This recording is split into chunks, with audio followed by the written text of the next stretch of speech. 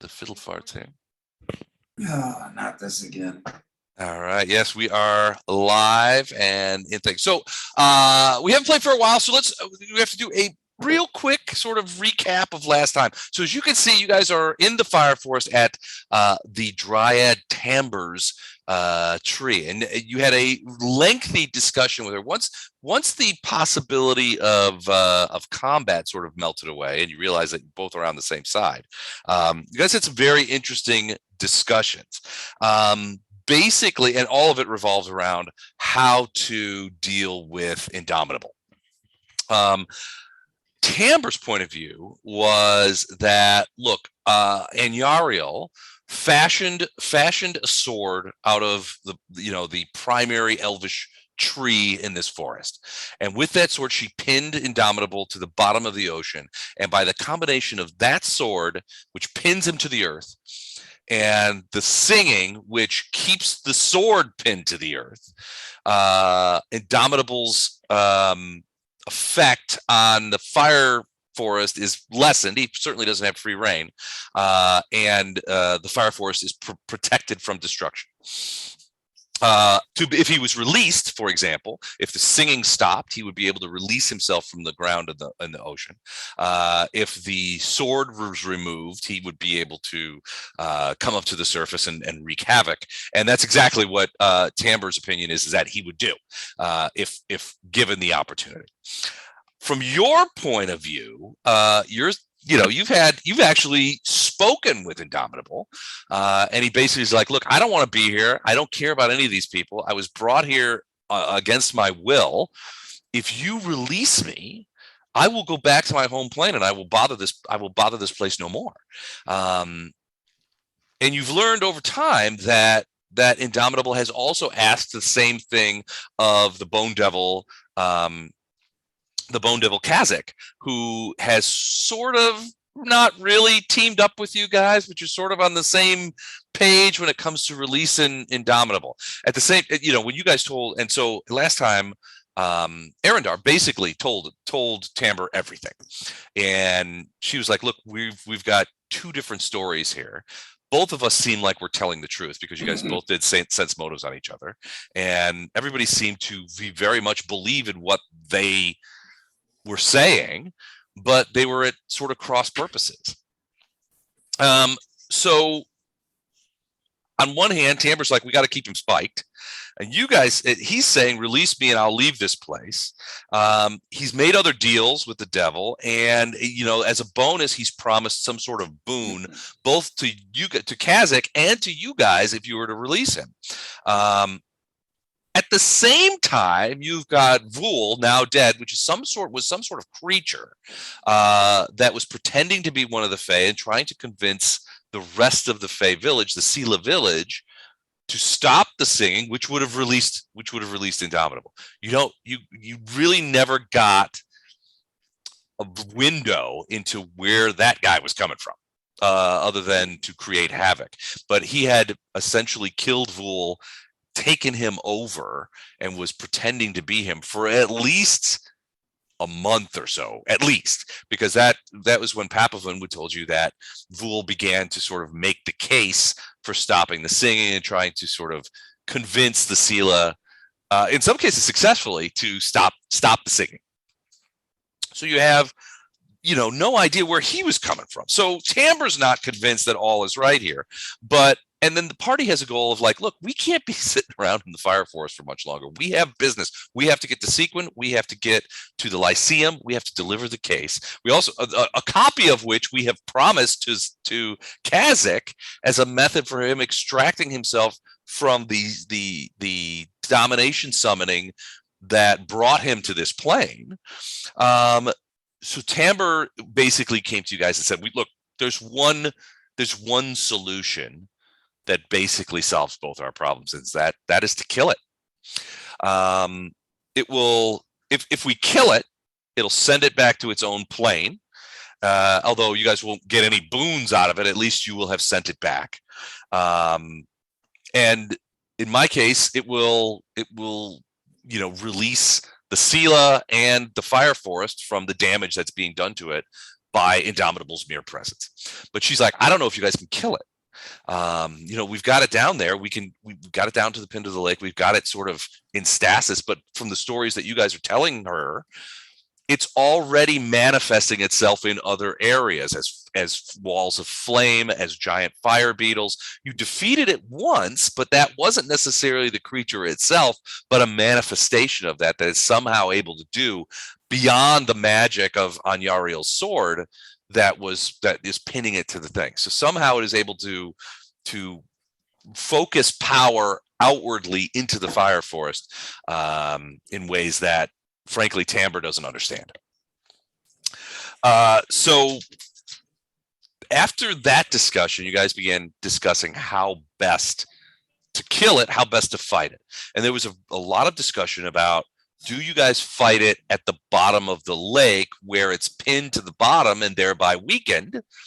Or do you stop the singing, pull the sword out, let it come up, and so you can fight it on the surface or on land, whereby you guys won't have to worry about necessarily air bubble spells or gillyweed or anything that would help you breathe underwater, plus the hazards of fighting underwater in the first place.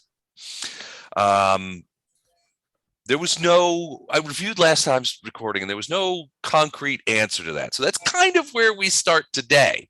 You're still at Tamber's tree. You guys are still talking about how best do we get rid of Indomitable in a way that doesn't cause a lot of destruction. And I don't think you guys have an answer to that yet. And now, I don't know if you guys have been talking in the interstitial periods between last game and this game, but if you have, I'm very curious to hear if you've come to a solution. No, we haven't. We haven't, no. Oh, perfect. Okay, so I mean, there's a couple of different. I mean, basically comes down to this: if you guys want to try and kill it, Tamber has said that she and her fireboars will help you. They will fight with you, and she has ordered Papavin to arm all of the Fae of the Seela village as an archery force to help as well. So you do have some support. And Tamber the Dryad has a longbow of ash arrows as well that she says, I'll bring this to the fight.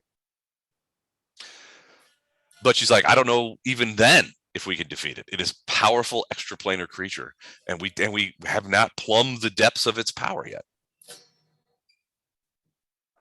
So it's weaker right now. It's weakened. Underwater and pinned down. Right. But we don't have the tools to go down there and attack it. I mean, I can summon a couple of monsters to help. And didn't you say you had like an air bubble, Gordon, or some kind of a spell to like get somebody? I don't think we've got access to anything like that would help us fight under there. You're muted, Gordon, if you were talking. Gordon did say he had an air bubble, and Papavin mentioned that there were some herbs that they're not as good as air bubble spells, but they could allow for that. And if given a couple of days, Papavin said we could potentially come up with some sort of mask and reed thing, like a diver's mask. The creature's only about 40 feet down. I mean, it could be a way that you could swim down, hold your breath, fight, swim back up, get up. It's possible. It's not going to be easy, but it's good. It's possible. Fighting underwater, unless you're using a melee piercing weapon, pretty much you take a hefty penalty. So let me ask to our fiery friend, Okay. What would be the difference between just going, sure, go back to your plane, and going, we want to make sure you go, we're going to kill you? Because you're going to end up back at your plane anyway, and you're going to end up alive. What would be the difference? If they're summoned and they get banished because they get killed, they can't come back for a long time, like 100 years, something like that. Well, he doesn't want to come back. And it's probably not a pleasant thing for them to get killed. He told us he didn't want to come back. We don't really know whether he's telling the truth, though. Yeah, it's hard to do sense motive on a flame creature. Somebody is lying, but we just don't know who. Right. What I'd like to know is who brought him originally, how he got here. Yeah. So, what would domination? What's the domination? What's the name again? Indomitable? Yeah. Thank you. No problem. I'm tired. I'm old. What is Indomitable's motivation? What is? We don't know. it. What are you, an out of actor? this. Stop Depend- it. It depends on who you ask, right? So if you ask Tamber, basically Indomitable showed up out of nowhere, began destroying the fire forest, and it was only the intercession of Anyariel through this sword made from the Inundatar tree, the tree that the prime tree that lives in this forest, that she fashioned a sword out of. Mhm. So it could be even a wooden sword was able to sort of stop Indomitable from like completely destroying the entirety of the fire forest. I say we kill him. We're still fulfilling our promise to him. We may not get trinkets and baubles, but we're fulfilling our promise. So to hear Indomitable say it, though, Indomitable was like, I was brought here against my will. It's my nature. In that he's saying, look, I've done nothing here purposefully. All right, okay, I see. All right. And he's saying, look, I don't want to be here. I'm sorry. He didn't say he was sorry about the damage he's done, but he doesn't, it's just because he's this powerful fire creature. Yeah. His very nature is causing problems just by the mere fact that he's being here. But he's like, I wasn't brought here. I don't want to be here. I want to go back to my own plane. I never asked to be here. I didn't come here on my own. If you guys can pull the sword and stop the song, I'll go home. He didn't say that. He just said, if you can send me Yeah. home. He didn't say how.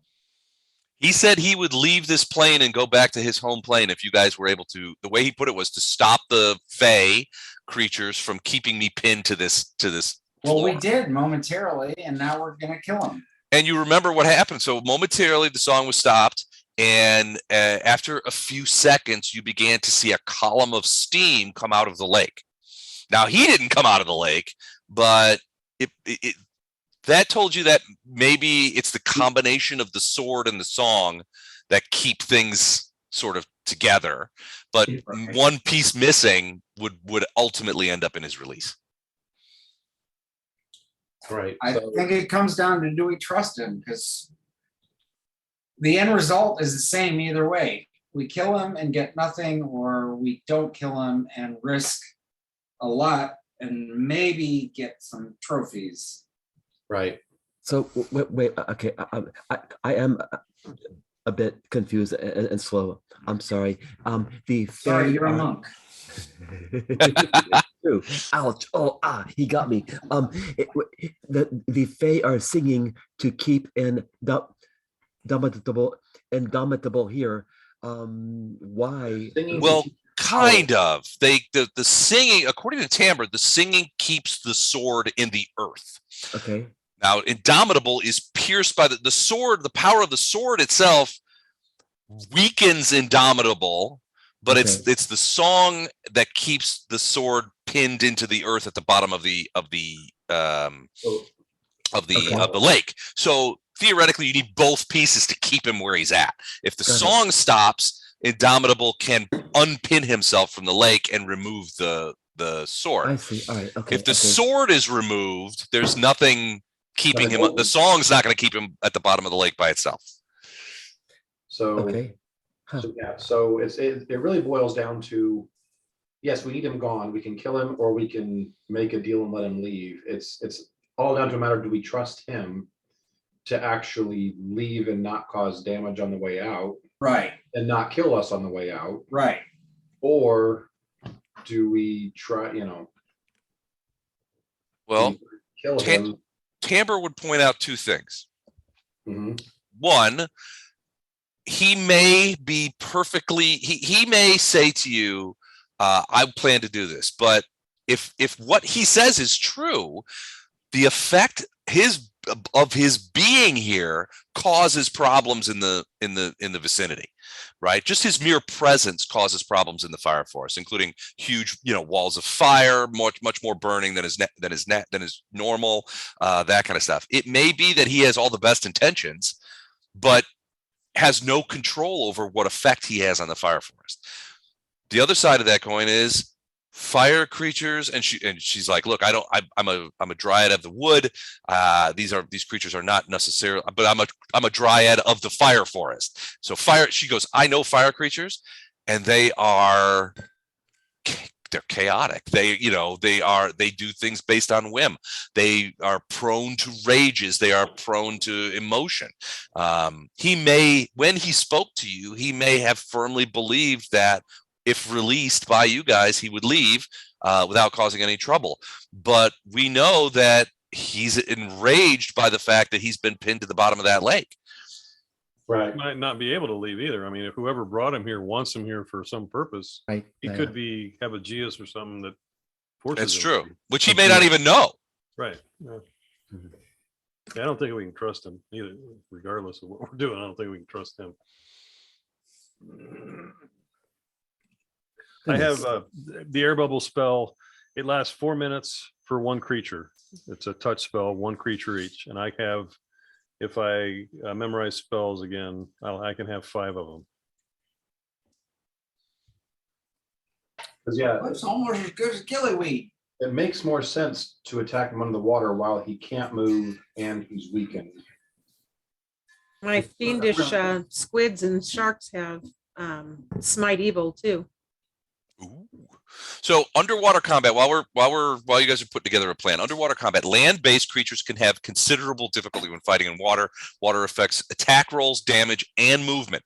In some creatures, the creature's opponents might get a bonus for these attacks, and the effects are summarized here. So basically, if you have a freedom of movement condition, your attack and damage is normal, your movement is normal, you're never off balance. If you have a swim speed, by virtue of being a shark or a squid or something, you attack at -2, and you do half damage on slashing or bludgeoning, normal piercing, normal movement.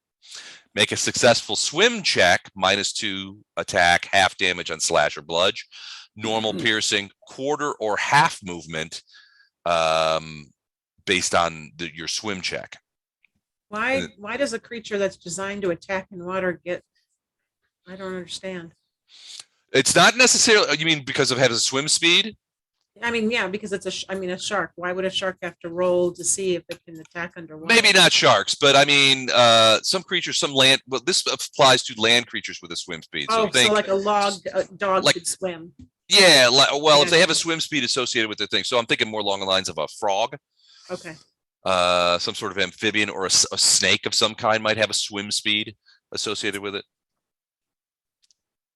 But then you got to worry about any of the spellcasters, any ray or any effect that goes through the air, it's going to behave differently. We talked a little bit about this last time. Sonic and lightning become areas of effect rather than lines. In Anytime someone tells you, we talked about this last time, is saying you're stupid. no. He Per just my- went through the. He just my went through last the email. thing.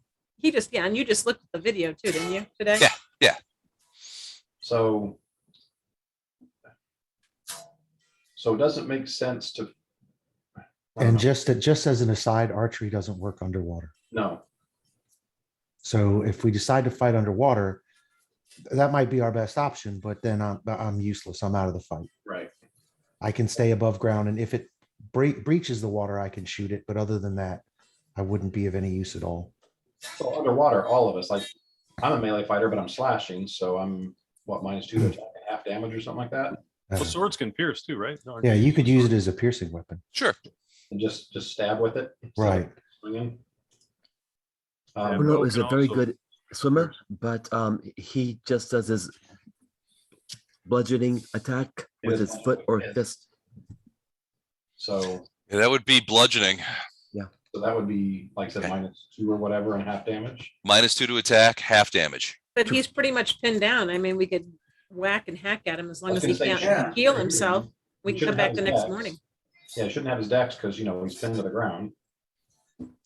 But we're gonna have penalties and we're gonna be doing half damage and. I'm He's not- mad Piercing is now. Is piercing half damage too? Piercing is normal damage. Uh, Well, unless you do not fulfill any of the conditions, and then it's -2 half.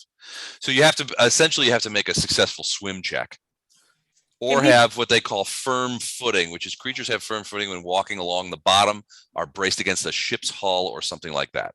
Which our melees would have firm footing because we'd have to be on the ground. He's pinned to the ground, so we have to be down there anyway.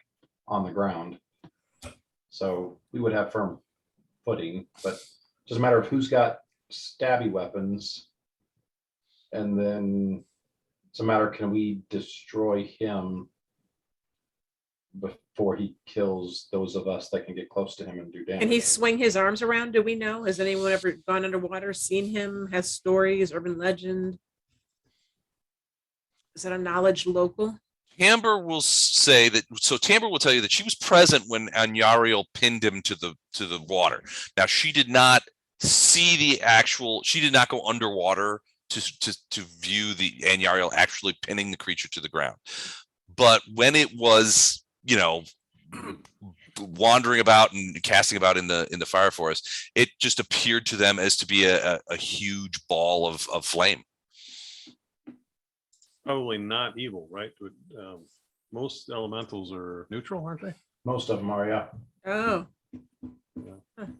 I mean, it could very well be chaotic, but That makes sense, actually. not usually evil. Yeah.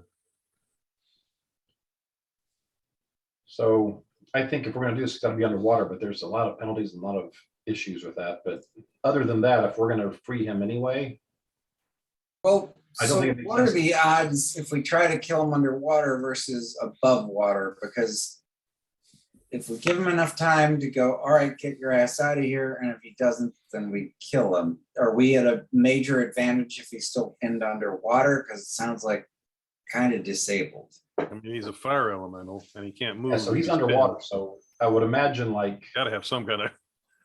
yeah, that's gotta have some kind of negative effect. Like maybe if he's up on land, you take fire damage when you get close to him or something like that. That's Okay. probably gone when he's underwater. Maybe he turns the guessing. water to steam next to him. Yeah, I don't know, I'm guessing. That ain't so great. But and the fact that he's pinned, that means he's not, bumping past our front line. He's not. True. It just sounds like we're fairly disabled down there, though. He's more disabled, but it's just tougher for us to fight down there. So Well, how disabled are we? Like, do we have a very clear advantage fighting down there? I think the fact that he's surrounded by water and he's pinned, that's enough of an advantage to at least counteract, if not even be better for us. Well, then let's go get the Happy Mother's Day. Yeah, if we're gonna Because we're fulfilling our promise to let him go. yeah, if we're gonna let him, if we're doing the other option, which is just make the deal and let him go and hope he goes. If we're gonna do that anyway, then we might as well just have everybody ready for the fight and just try and play nice with him and say, okay, go ahead and go. You said you were gonna go. And if he goes, great, then we're done. If he doesn't, all of us are there ready to fight anyway, which is going to be that was gonna be our, decision anyway. I would rather fight this guy not in the water, but on land. What if we let him free? If he goes, great. If he wants to fight, let him come up on land and fight us. So yeah, he's gonna be mobile and he's gonna be more dangerous, I think, on land, but we won't have any of the penalties of doing the water stuff. And plus, we'll have Arendar's Oh, backup, yeah. archery. So that's the decision that we need to come up with, and Well, let's vote on it. Poe's going to vote for keeping him trapped. He thinks the advantages of that are better than having him loose. Where Vandrum's at too. Could I swim down there and see him? Probably. I mean, yeah, there's no reason why not. especially if we have an air bubble spell. Well, I mean, how deep is he? 20 feet. About 40 feet down. 40 feet down. Ono is a very good swimmer. I could do a scouting check and just see what his situation is. Could do.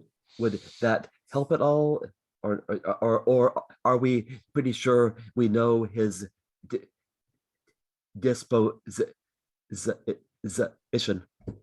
I don't think we really know. We guess. We're probably pretty right, but we don't know. Les, may I try a quick swim check? Just swim down and see what I see. Sure. Now you guys are a couple of miles away from the Seela village right now. Oh, okay. I see. I see. So I mean, Tamber has said if you guys are gonna fight him, if you guys are gonna kill him, I'll help. Me and my fire pigs will aid you in the best we can. Okay. All right. I see. But and she has told Papuvan, she's like, when we get back, you arm everyone. Every Seela that lives in the village is going to arm themselves, even the ones that are singing. Now, at that point, so if you guys want to do that, you guys can go back to the village with Tamber. But she's like, if you're gonna let him go, I'm not gonna help. Right. Okay. Then Well, can we do a sense motive on Tamber and just Sure. Get a sense of whether we trust her? Sure. I think you did that already. Titus did. Yeah, it but that you last did time. too. That was like the last thing we did. Yeah. Yeah, but we get fresh rolls now, right? Sure. Okay, well, let's see, where am I? Roll it, big man. Where am I? All right, skills. Acrobatics, I want to cartwheel over perception. No, don't do that. It's too flamey. 24. 24. That's a pretty solid sense motive. So, yeah, I mean, in your opinion, she is firmly convinced that to release Indomitable would result in the destruction of the fire forest, which is why she is very much of the mind that he needs to be, that the best way out of this would be for you guys to kill him, for all of us to kill him together, because frankly, she does not feel. And a lot of this, from your point of view, the way she's talking about it, a lot of this is that because there's no Anyariel anymore. I mean, Anyariel died in the attempt. This is what killed her. And so, when Anyariel took the sword, that wooden sword made of the tree, and it killed her, pinning this thing to the ground. So Tamber has been like, we have to keep it there, otherwise, because we don't have Anyariel anymore. Now she seems a bit dubious about your guys' ability to kill this thing, but she's not going to look the gift horse in the mouth. And Papuvan has told her, "Hey, these guys are the chosen of Anyariel. They brought us here," and which she kind of bristled at. She's like, "Chosen of Anyariel, yeah, right." But and she was kind of like, "Did you guys give yourselves that name? Because that's kind of sacrilege." But she's like, "This may be our best chance to kill it," which is why she's willing to assist you guys. But in outside of that, her firm belief is that it needs to stay pinned. The song needs to continue. Otherwise, she firmly believes the fire force will be destroyed. But part of her plan is to release him to fight him, right? Well, if you guys agree to fight him, yeah. I mean, she's like, she doesn't have a plan other than let's team up and kill it. She's kind of looking to you guys to say, all right, what is your plan to kill this thing? Either way, we get him home. It's just one's with rewards, one is not. I would be questioning her. Is like, okay, you won't help us unless we are going to kill it. But since you're not going to go underwater to fight with us, you want to fight above water so you can use your archery and your fire stuff. Yeah, she can't. Well, she can't. She's like, I can't fight underwater. Right. So you can't, which means your plan involves us letting him go anyway.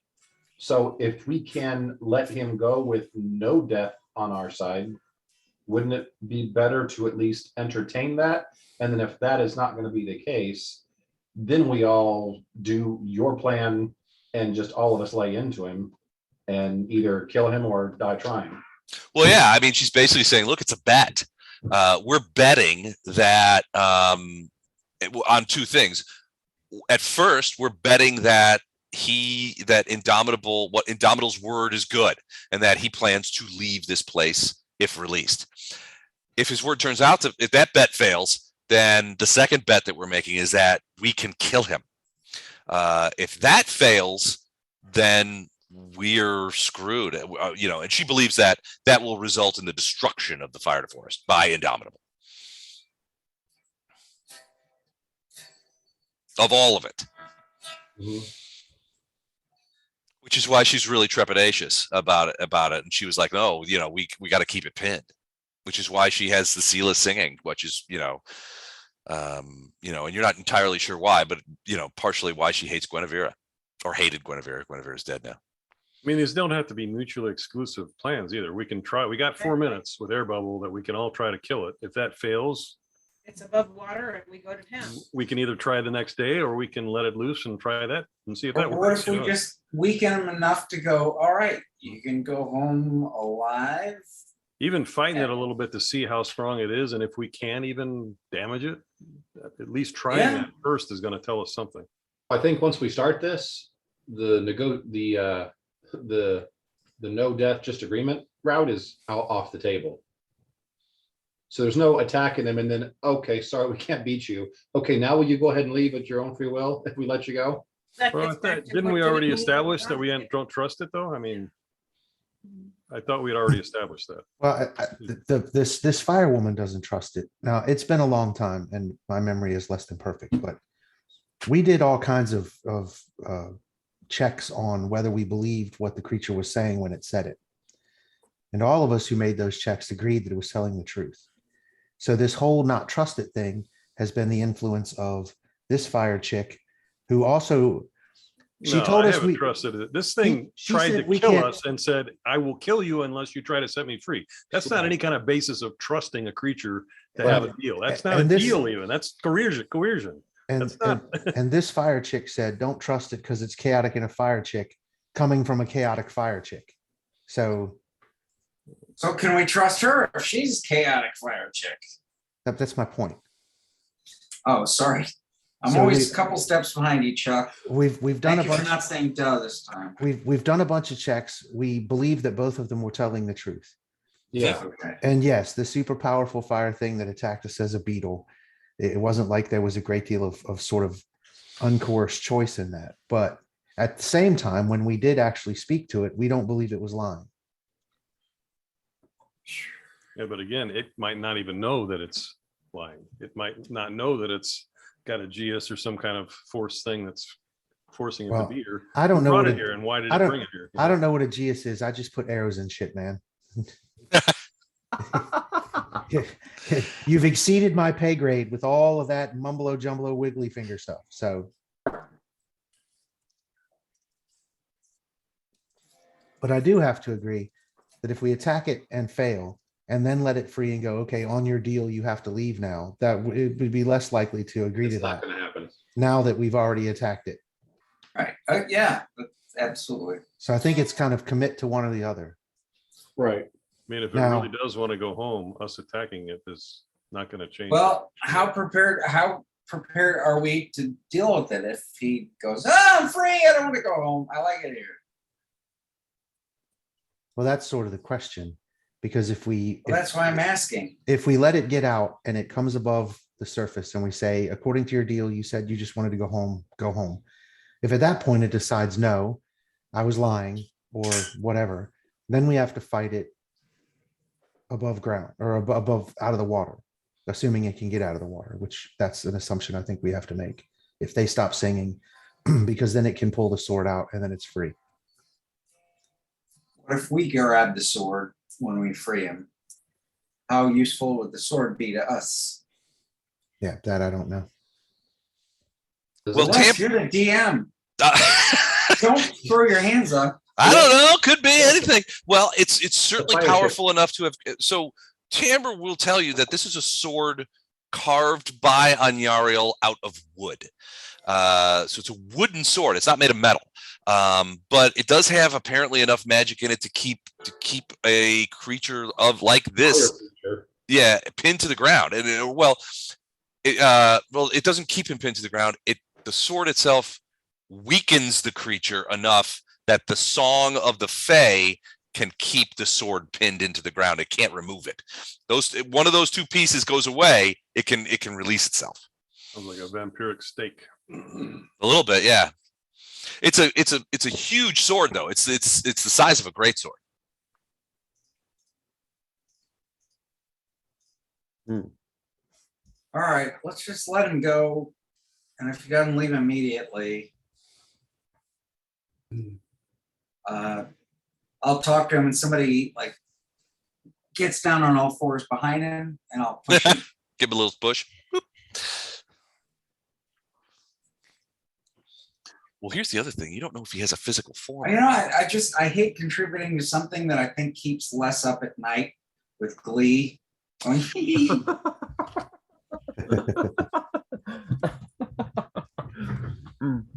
That's what bothers me the most. So let's just be decisive here. I think if we let him go right away, then Let's ask our monk. He's always wrong, so we'll do the opposite. I'm not sure why my video keeps stopping. Oh, that's Les. Les is doing that. The I'm not monk, doing it. Ono does not like the idea of a elemental creature being bound here against its will. I'm not completely sure that this elemental is evil. I want to know who brought it here, and I wonder if Well, we may not know. So what's your gut tell you? my gut tells me to find who brought it here, and that vole creature. I think that was a clue that I just missed, and am still. All right. Well, if you want to swim down there and question him, you go right ahead. Well, I probably can't talk while 40 feet underwater. Well, we'll give you a chalkboard. But in my ideal lawful good monk's world, I would set the fire elemental against whoever brought it here. I would release this elemental and point it at whatever agency or agent what kidnapped it and bound it here. It may not know. I mean, when you guys talked to Indomitable, it said it was brought here sort of without unwillingly, but it didn't go into any details as to who or why. You do know, however, that Kazakh, the Bone Devil, was summoned here by some of the Sargavan Scourge clerics. Was brought here, one of the senior clerics. Yeah. And sort of back to Gordon's point, if it was summoned here and controlled, but then was trapped, if it's untrapped, Yeah. doesn't necessarily mean it has the ability to act against its summoner. It might still be controlled. Yeah, that's true. That's true. Okay. Have we thoroughly interviewed these Scourge clerics?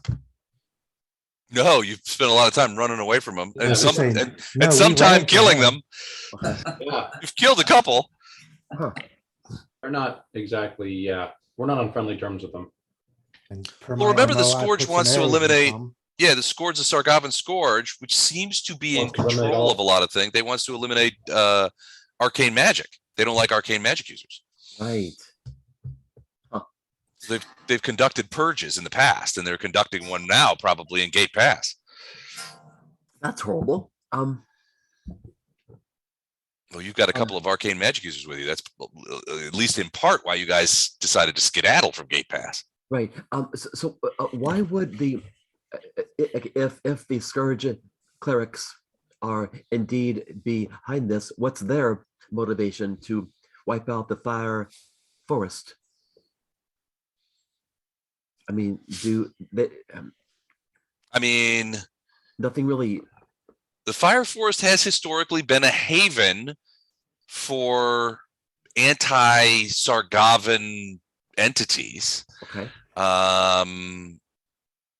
You know, on the other side of the Fire Forest is the city of Sequin, which is where you're going, which is almost certainly going to be a destination for refugees from Sargavan influence. The elves and the elves of the Fire Forest and the surrounding plains do not get along with the Sargavans. And then you've got the southern Fire Forest, which is filled with demon worshipping hobbits. Right. So nobody's going to miss those guys for a long time. Although they seem to have adapted well to the Indomitable augmented fire forest. So Yeah.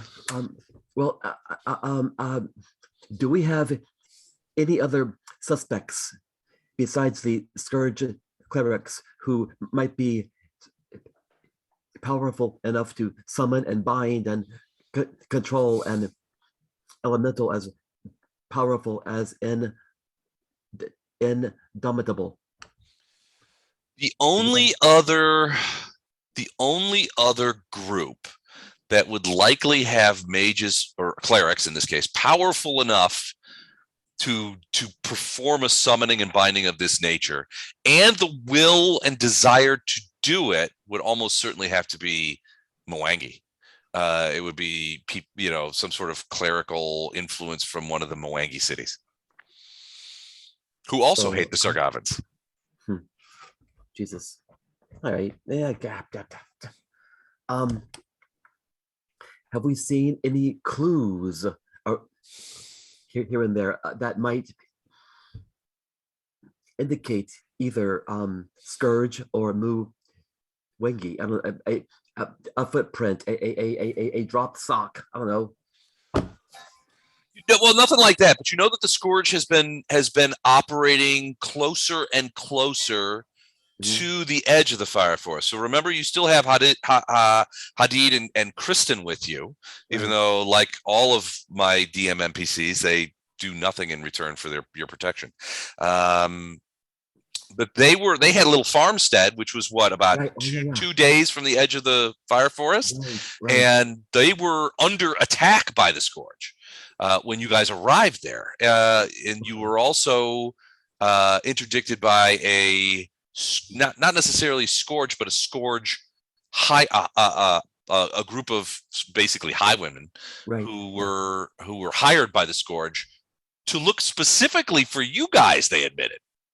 Okay, all right. Then in my mind, the Scourge are the prime suspect here. That's just my inkling. I'm delighted to be totally wrong. It seems to fit, but I mean, you don't. I mean, there's really no way to tell. Yeah.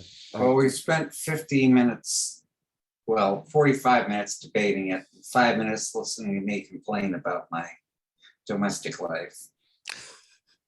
Okay. Want to go back to that, Andrew? You're not done? Oh, yeah, please. Thank you. All right. So, so what do you guys want to do? I mean, you guys want to go back to the Fey Village? I mean, Tamber's only going to accompany you with her fire pigs if you guys say that your intention is, if you declare that your intention is to kill it. Well, and not just release it. If it is indeed not evil, then and if it is indeed a bound creature in torment, then I cannot kill it unless it starts to attack my. Keep in mind that killing it isn't going to kill it. It just sends it back to the plane, which is what it says it wants to do anyway. So that's not necessarily an evil thing. All right. There's no moral quandary. We just don't get any prizes. Yeah, right. All we're giving up if we attack it first is the fact that it said it'd give us a prize or an award for releasing it. The boon, yeah. Which it might be noted it promised to Kazakh if he would do the same. I wish we had gotten more. Well, does he have to come to the surface? What if we remove the sword? Can he lift off from there? Yeah. Maybe our promise is if he doesn't leave, we kill him. And we need your fire pigs. Yeah, but then he'll be unsore. I don't know. We will kill him if he doesn't leave. It'd be a lot easier to kill him if he was pinned to the bottom of the lake with a sword. I can't hear what you're saying, Jennifer. I said it'd be a lot easier to kill him if he was pinned at the bottom of the lake with a sword. But I do hear Chuck's point that our source for not believing him is also a non-trustworthy source. Yeah, I don't really I'm sorry, go ahead. I don't really care about, Bynum doesn't care about the prize necessarily as much as just the unfairness of such a large creature here that's doing so much damage to people that can't, folks that can't protect themselves or change it. Yeah, agreed. It's not fair to either the creature or its victims. You guys decide and we'll act. I don't know. Well, I mean, let's take it to a vote. It's not, we can be a democracy here. We don't have. All right, yeah, There's no. okay. change. So what are the options? Attack it underwater. right, which is just, yeah, no prizes, we kill them. Another option is negotiate with it. And the third option is to attack it above water. And the With negotiation one, that means that we release it first, negotiate. If it doesn't behave, then we kill it. Is that what that option was? I would Before we probably, release it, we get a promise that it's going to leave. yeah, I would tell probably, the If fire it breaks pig. its word, we're gonna have to fight it because it's gonna Right. kill Yeah. us if we don't. I mean, Yeah. there's no way around that. so I would say we go down, negotiate with, use the bubble, go down, negotiate it while it's still stuck. And just say something along the lines of, look, we've got these people to agree to stop singing and allow you to leave if you just leave. All right. If you don't just leave, all of us will try to end you, which will allow you to leave. Right. Yeah. Prefer that you just leave. I mean, the only advantage to us honoring our original bargain was that we might get a prize. But Right. basically, it still leaves either way. Promised us something, but yeah. You know, Ono doesn't care much about the prize. Yeah. The prize be nice, but that's not really Arendar's is, you know what? This is just a means to get to the other end of the fire forest. Yeah. So if we can help these people out along the way, great, let's do that. But ultimately, his goal is to get to the other end of the fire forest so we can keep going because he's got friends and family still in Gate Pass that he wants to get this stuff to so we can go back to helping them. So. Okay. He's not a lawful good paladin, but if he can do good along the way, great. If not, then we just get the job done and move on. Deal. All right. So let's swim down and say, hey, Oh. So the two, so are we going with two options then? Attack it under the water or release it with its promise to leave, and if it doesn't, then we all attack it above water? Are those the two options before we, I just want to make sure I know what the votes are, what the. That sounds about right. And Yeah. I say we go down there and go, okay, here's your deal. You promise, well, can we trust a promise? Well, we can't trust anybody here, so it's just, we don't have 100% information and we can't guarantee any outcome. We're just going with our gut. So is it best to attack it while it's pinned? I guess that's one option. The other option, which I still think we need to negotiate with Tamber some more on that one, but Do both options Right. meet with the Dryad's needs, Les? Will she agree to either of those? regardless? Well, She doesn't- she's don't only agree to agreed to that. assist if you guys declare that you're going to kill it. Right. To negotiate it with it, she thinks is foolish. It's she thinks it's lying to you, and that all it wants is to be released so that it can continue to destroy everything in its path. She flat out admits, she's like, look, I know that I do not have the power of Anyariel. I cannot defeat this thing. And and her greatest fear is that so if it proves that it's lied to you and you release it and it goes and will destroy everything and all the trees of the fire forest, it will destroy the forest. So again, just going, this is Arendar's logic. Okay, so there's going to be deaths if we attack this thing. Even if we're amazing and we kill this thing, people are going to die. Well, she's like, I'm hoping it's going to be you guys. Right. So As long as it's not. some of your friends in the village. No, she understands that. She understands that sacrifices must be made. Keep in mind that this is the same dryad that has forced them to sing constantly 24 hours a day for however long this has gone on. So if there's even a small possibility that this thing really does just want to get out of here, wouldn't you entertain that And then if that doesn't work out, then we do your plan like you're wanting to do anyway. All of us are there, all of us fight it, and we either destroy it or we die trying.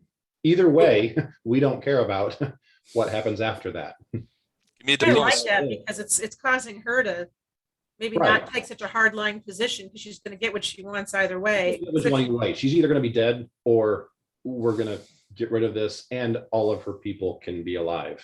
But if And she is herself. lying, then she's going to fight hard too. Yeah, if it's lying, we go with the plan she wants anyway. No. If she's lying, that really Oh, it isn't a horrible, awful, right. focused creature bent on destruction. So Arendar is just, not certain why she's hell bent on attacking it, other than it was responsible for the death of her friend. He understands that.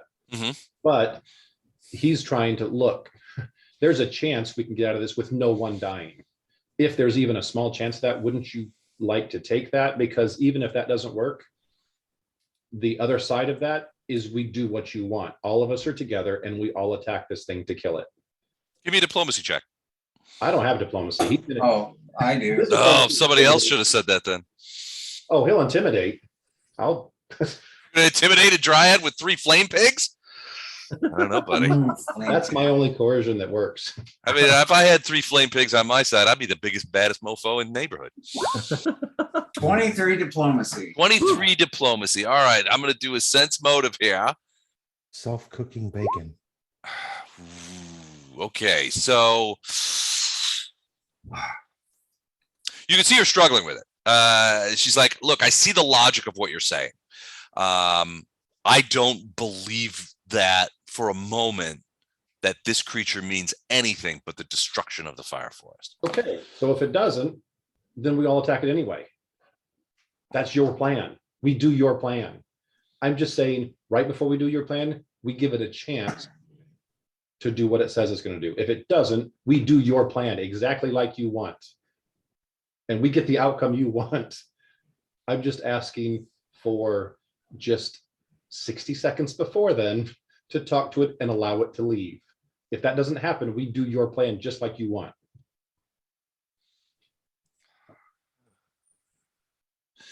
This is a tough one. This is a tough argument. It's a good argument. I don't have numbers in the diplomacy. gonna- Aaron, very Well, blunt. you're writing my diplomacy coattails, so you're Yeah. good. Cyrano de Bergerac and that shit, whispering in his ear so he can make it sound good. All right. She is going, you could see her say, this goes against everything that I believe. But you guys have come this far. Papuvan believes in you. I will do this. Dumping on your fire pigs. I'll go with you. Me and my fire pigs will come with you.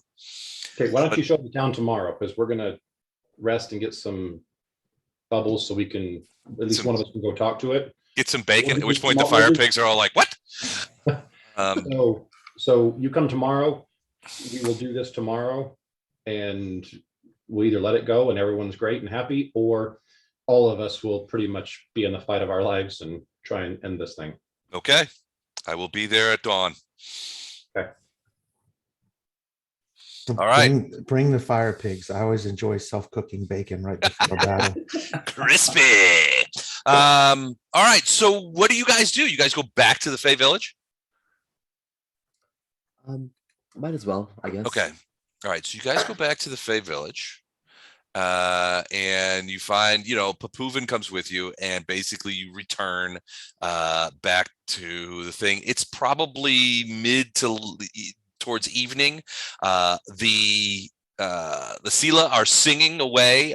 There are more of them singing. Probably 12 or 13 of them are singing the song. Papuvan, asks several of them to start, fetching dinner for the weary travelers, that kind of thing. But you got probably another 2 to 3 hours worth of daylight.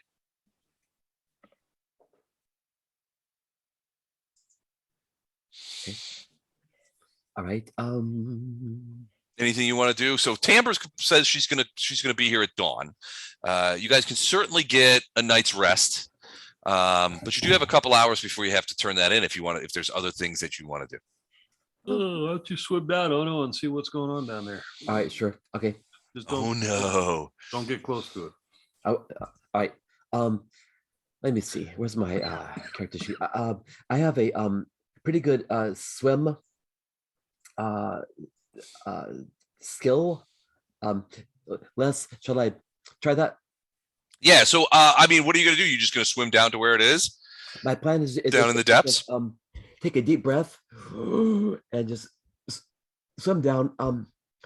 I how much light am I gonna have at? Well, I mean, it's a relatively shallow lake, and the sun is still out. So, Right. you know, he's in about 40 feet deep. It's relatively clear water too, so it's still pretty well lit down there. I mean, a little dark. I mean, I can't tell you when the last time 40 I was. feet, there's plenty of light. Is there Right. plenty of light 40 feet down? I don't know. I'm not a scuba If guy it's- by any stretch If of it's imagination. daylight, yeah. Yeah, Okay. yeah. Okay. 40, Okay. 40 feet's not that deep. There's no light loss yet. Les, my Okay, so swim, you can see. my swim speed is 10. So Okay. How far can I get down there? How much time will I have to look, and then will I have enough time to swim back up? So so this brings in the drowning rules essentially. If you're going to hold your breath and swim down there, basically you can hold your breath, as he is trying to do here. Here we go. So any character can hold their breath for a number of rounds equal to twice their con score. Okay. If a character takes a standard or full round action, the remaining duration that the character can hold their breath is reduced by 1. So if you're just swimming, that's a move action. Yeah. And you can hold your breath for a minute. So what is your con score? 15. No, your actual ability score. You don't have to roll it. It's Oh, that's it. Okay. I thought you rolled the dice there. I was looking at a different thing. All right. So 15. So you can hold your breath for 30 rounds or 3 minutes. Wow. So that's pretty good. right. Now those 30 rounds are affected by it, that's 3 minutes if you're just swimming around underwater and that's all you do. If Yeah. you fight anything, if you do anything that constitutes a standard action or anything but a move action or a swift action, frankly, it doubles the thing. So every round you lose 1 off that score. If you do anything besides swim, you lose 2 off that score. Copy What that. if he Okay. pees underwater? Is that a free action? What now? If he pees underwater, is That's that a a move free action. action? When you're in the water, peeing is a free action. Well, more like a swift action. Right. That's fine. I will. But it also Water feels alerts. warmer. It alerts the water creatures to your presence. That's right. All right. Are there any known predators in this lake? Sharks? Yeah, a big. Well, it's a freshwater lake. So if you ask Papuvin, he will say that there are it's a big lake. So there are creatures. Guinevere, kept them in line, frankly, but there's no sharks or anything like that. Right. There are freshwater sharks and eels. Yeah. That's true. There probably are some eels. Beyond that, Papuvin doesn't know. Guinevere really would have been the person to ask about the fauna of the lake. As long as there are no screaming eels, I'll be fine. Okay. Screaming eels? Papuvin will say honestly that he has never heard of there being any screaming eels in the lake. Right, okay, But right. since Indomitable arrived here, there hasn't been much animals in the lake at all, because once he had been pinned, the water temperature went up pretty significantly, which Yeah, I bet. either chased a lot of the animals away or flat out just killed them. All right. Okay. Well, that's okay. To me, that this is an affront against nature. We gotta fix this somehow soon. So, all right, I'm gonna swim out. Okay. Sploosh, sploosh, sploosh. He swims out. And then I swim to the place that's above where Dominable is. It's just me. Great. Oh boy. Ooh, it's a battle map, and I'm alone. All right, great. Bring them on. Okay. All right, so I'm you can gonna swim 10 feet per round. Yeah. As long as you're on the surface, if you're splashing along on the surface, Yeah. you're not holding your breaths, right? So you're just Right, swimming yeah. along. So you can move it. I'm going to assume that if your surface movement, I'll just give to you right now. So Okay. we won't have to. I want to swim to just above where this indomitable thing is, and I don't see it here. You mean like down here? Oh, if I oh, okay, great. Okay, can I swim down to where that thing is? You could swim towards it. So let me go ahead and move you. I'm going to say that you can just swim. So you could. Oops, sorry. Hold on. Sorry. That's okay. Didn't not mean to do that. That is one butt ugly creature there, Les. What the hell is that thing? Yeah. Well, so as you're swimming closer there, and you can see some of like underneath here, there are little ridges and things of that nature. You see, it looks like there's some sunken areas as well. That this used to be, maybe part of a town or something like that. That originally sank, part of the coastline that sank down there. You can easily see down under the water this creature. So basically you see what looks to be a fire creature. The water around it is bubbling, and there is like these bubbles are sort of being dispersed before they get to the surface. So it's generating some heat that's causing the water to bubble, but those bubbles are being dispersed largely before they hit the thing. If you're on the surface and you raise up and you sort of look over there, you can see that the area directly above where this thing is sort of like there's a lot, thousands, millions of little bubbles coming off of there. And as you get closer, you can feel the water getting warmer and warmer. I'm sorry. What's this thing? As you go swimming over there, you see movement out of the corner of your eye, and you see a creature sort of walking down at the bottom of the thing on the ground across what looks to be some flagstones or something from a bygone era, and it looks like this. Aha. So it's a 6-legged creature with jaws and a long tail, and it's just sort of like walking around down there. I see. But that is not indomitable. No, it's not indomitable. It's just some sort of creature. Now it does seem to be wandering around by Indomitable, but it doesn't get very close to Indomitable. Your guess is that there's something about the water that's too hot for it. But Indomitable has shown that it can control creatures. Maybe it's controlling this creature. Okay. I'm still at the surface. Yep. I'm not diving down. May I move over to here? Can I swim You there? get closer to the bubbling. So as you get closer, boy, the water really starts to get quite warm.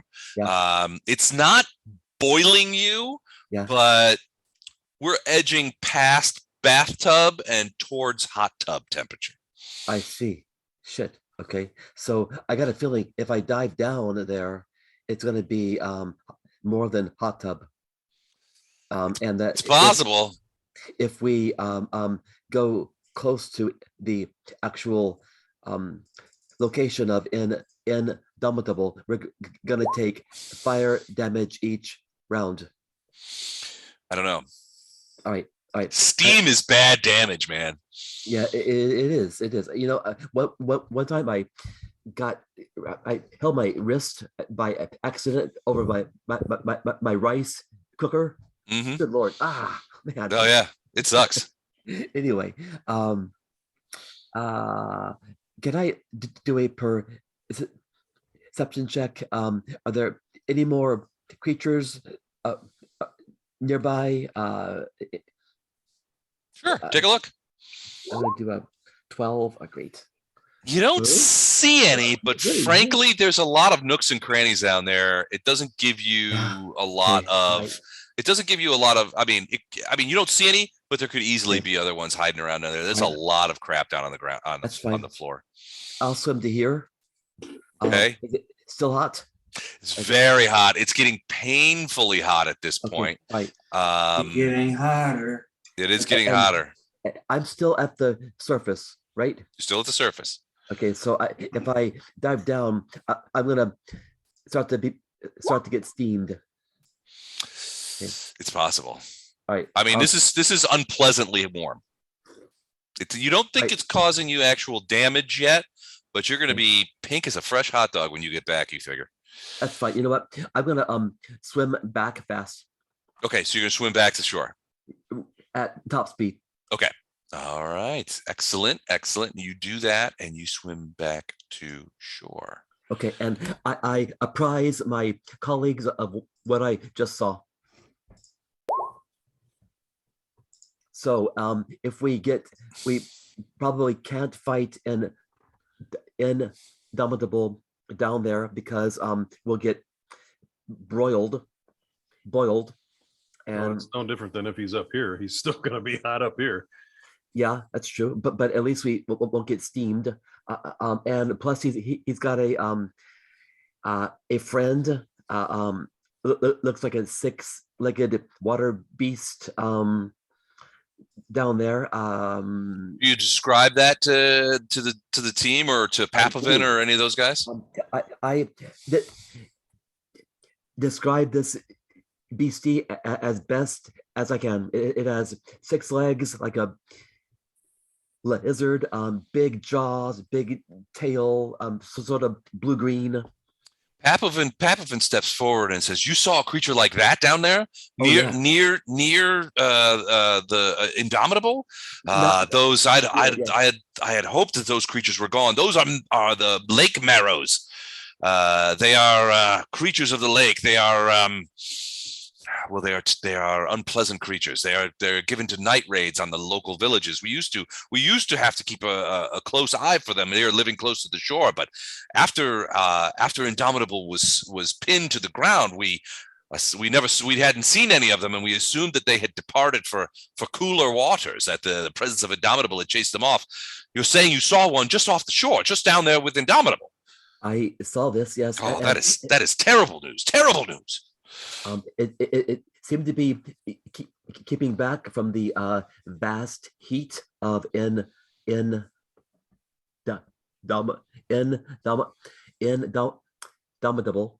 but it was crawling along the surface, the bed of the lake. Papovin nods sort of sagely. He's like, that makes sense. They would not prefer the heated water that surrounds Indomitable. They would instead, they've always been creatures of the cooler deeps, only coming ashore to raid in the darkest and coolest of nights. How fast do they swim? They are strong swimmers with an average swim speed of approximately 40 feet per round, says Oh, Papovin. Jesus.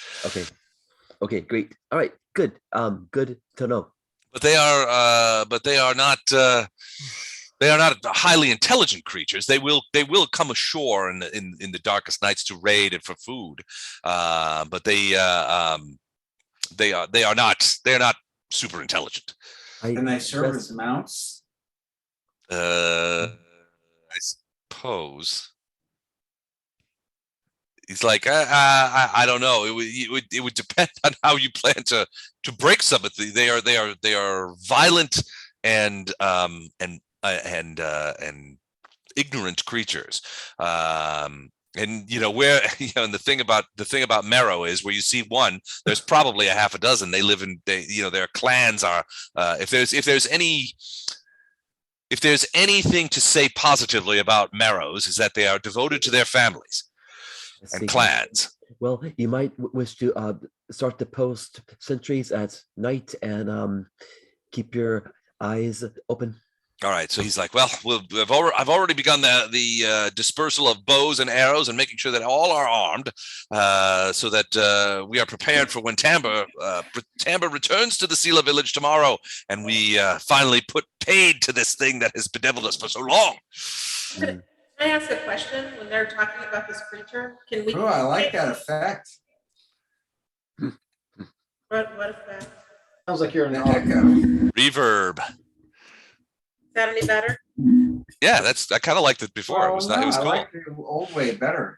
I was just curious whether we could communicate with these bottom of the lake creatures. Can we talk to them? Or are they do they speak a language that any of us speak? Because I'm just thinking that if they really don't dig this hot water, we might have all of them to consider helping us with our task. Sounds they like would the be so- animals. I have never. He goes. I have never known them to speak any of the terrestrial languages. Although I have long ago heard two grunting to each other in some form of communication. I must assume that they must be able to communicate with each other somehow, but I did not recognize it as any sort of language that I could translate for you. Would a knowledge nature? Potentially, yeah. I have nothing in knowledge nature. I'll try it. Does anybody else have more knowledge about nature? Yeah, I do. Here's my 3. That's what I got Awesome. to contribute. Wow. Wow, Yeah, nice. careful hers. Dice are hot tonight. Ooh, no, with a solid knowledge nature. Titus, were you going to roll knowledge nature as well? Well, I thought I did, but I don't have it. I have planes, arcana, and religion. Oh, no, neither is. All right. So Ono will pipe up and say, if the marrow that Papovin speaks of are the same marrow that I remember some of the old ones speaking at my monastery about, they are roughly analogous to ogres, only creatures of the land. Now they don't obviously look like ogres, but they would speak potentially. I don't know about marrow, but ogres speak giant. Perhaps these creatures would as well. Giant is not one I speak. I look around our party. Does anyone here speak giant? I have understand languages. That should do I it. can do comprehend languages, but it's a first Yeah. level spell. I also have endure elements, which we can use to combat the fire or steam. But it's also a first level spell, which is the same as the air bubble. I mean, this might be a little metagaming, but who doesn't? I mean, if the creature is roaming around down there, there might be a reason. As Well- ally pro or Papovin seems a bit surprised because the marrows tend to like cooler water. They tend to stay in the deeps, especially during the day. That the fact that you saw them nearby Indomitable, that would be odd behavior for them. Very odd indeed.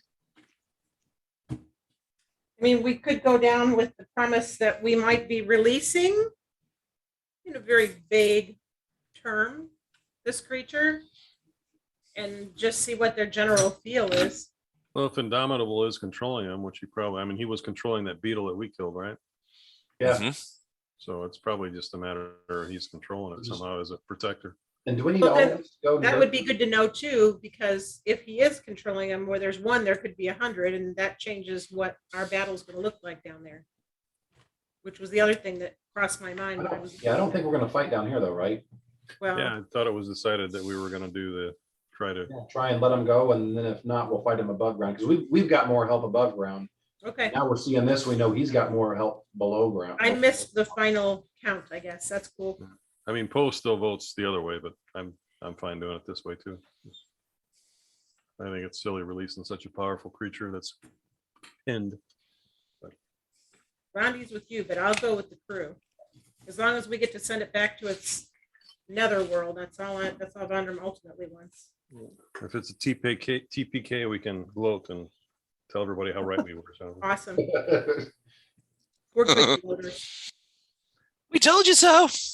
All right. So, are you guys going to do any more exploring? Maybe send Ono back down there. Maybe punch a marrow or something. I was gonna say, before you do your spells for the day, do we need a bunch of, since we're not fighting underwater, do we just need one person to have the bubble? And the rest of your spells can be the indoor element. helping against fire?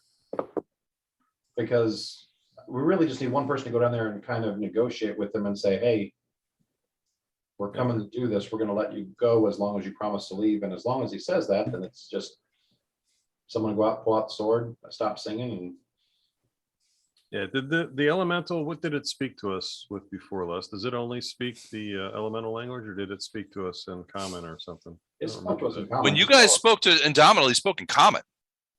because yeah, we all understood it. Yeah, I think we need to establish, we can just ask it, can't we? If it if it's controlling these creatures, because if it is, we don't have to worry about that as we negotiate with it. Right. I just imagine you gotta get us at least semi close to it to, But if it is lying, and when we do release it, the guy that released it is going to be up Shit's Creek if he's still controlling all these creatures. Well, then we don't have to remove the sword to release it. Just have them stop That's not singing. the same. yeah, we can just, Yeah, we can all be on the surface yeah, we can tell him, okay, if you're, and we're initiate its release by having them stop gonna singing, go back, we're gonna tell him to stop singing. at which point it can remove the sword itself. So we don't just have- want to talk to it, verify that we're trying to live up Correct. to this agreement we made with it, and Yeah, and that There it's gonna goes. honor it.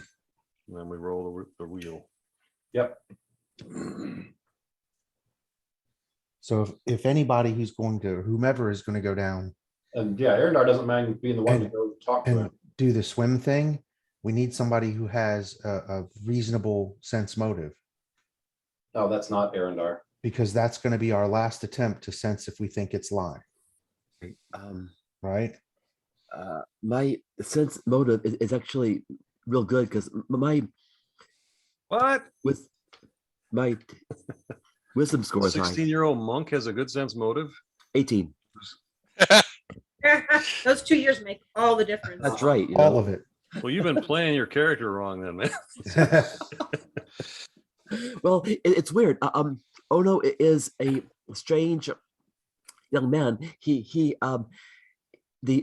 Reason his AC is so high or good is because his wisdom is quite good. So he is very much wiser beyond his years, except when he's being a teenager. Dumb ass. So what is, just meta for a second, what's your sense motive roll? What's your plus? My plus is +4. Okay, so Wraith is +8.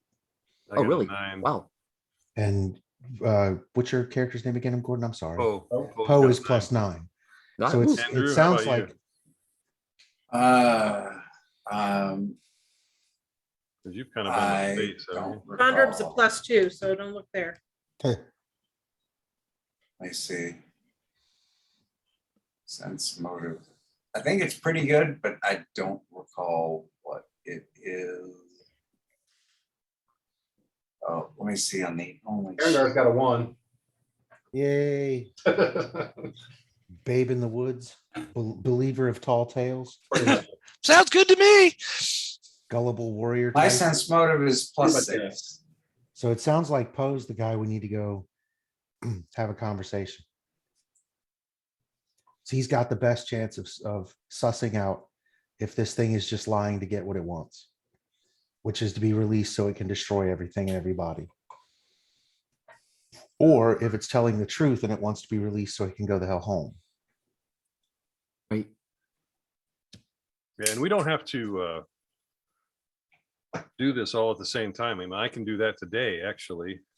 Or wait a minute. No, I don't have endure elements, but I mean, I can spend a day, get endure elements, go down, talk to the thing, and then we can wait another day and I can boost up the spells again. So we got what we need. Right. It's not going anywhere. I mean, not Yeah, right now. Right. And what's your swim? I have I don't have any swim. I mean, other than what normal creatures have, but I do have I have endurance, so I can swim better. That gives me a +4 to con for holding my breath.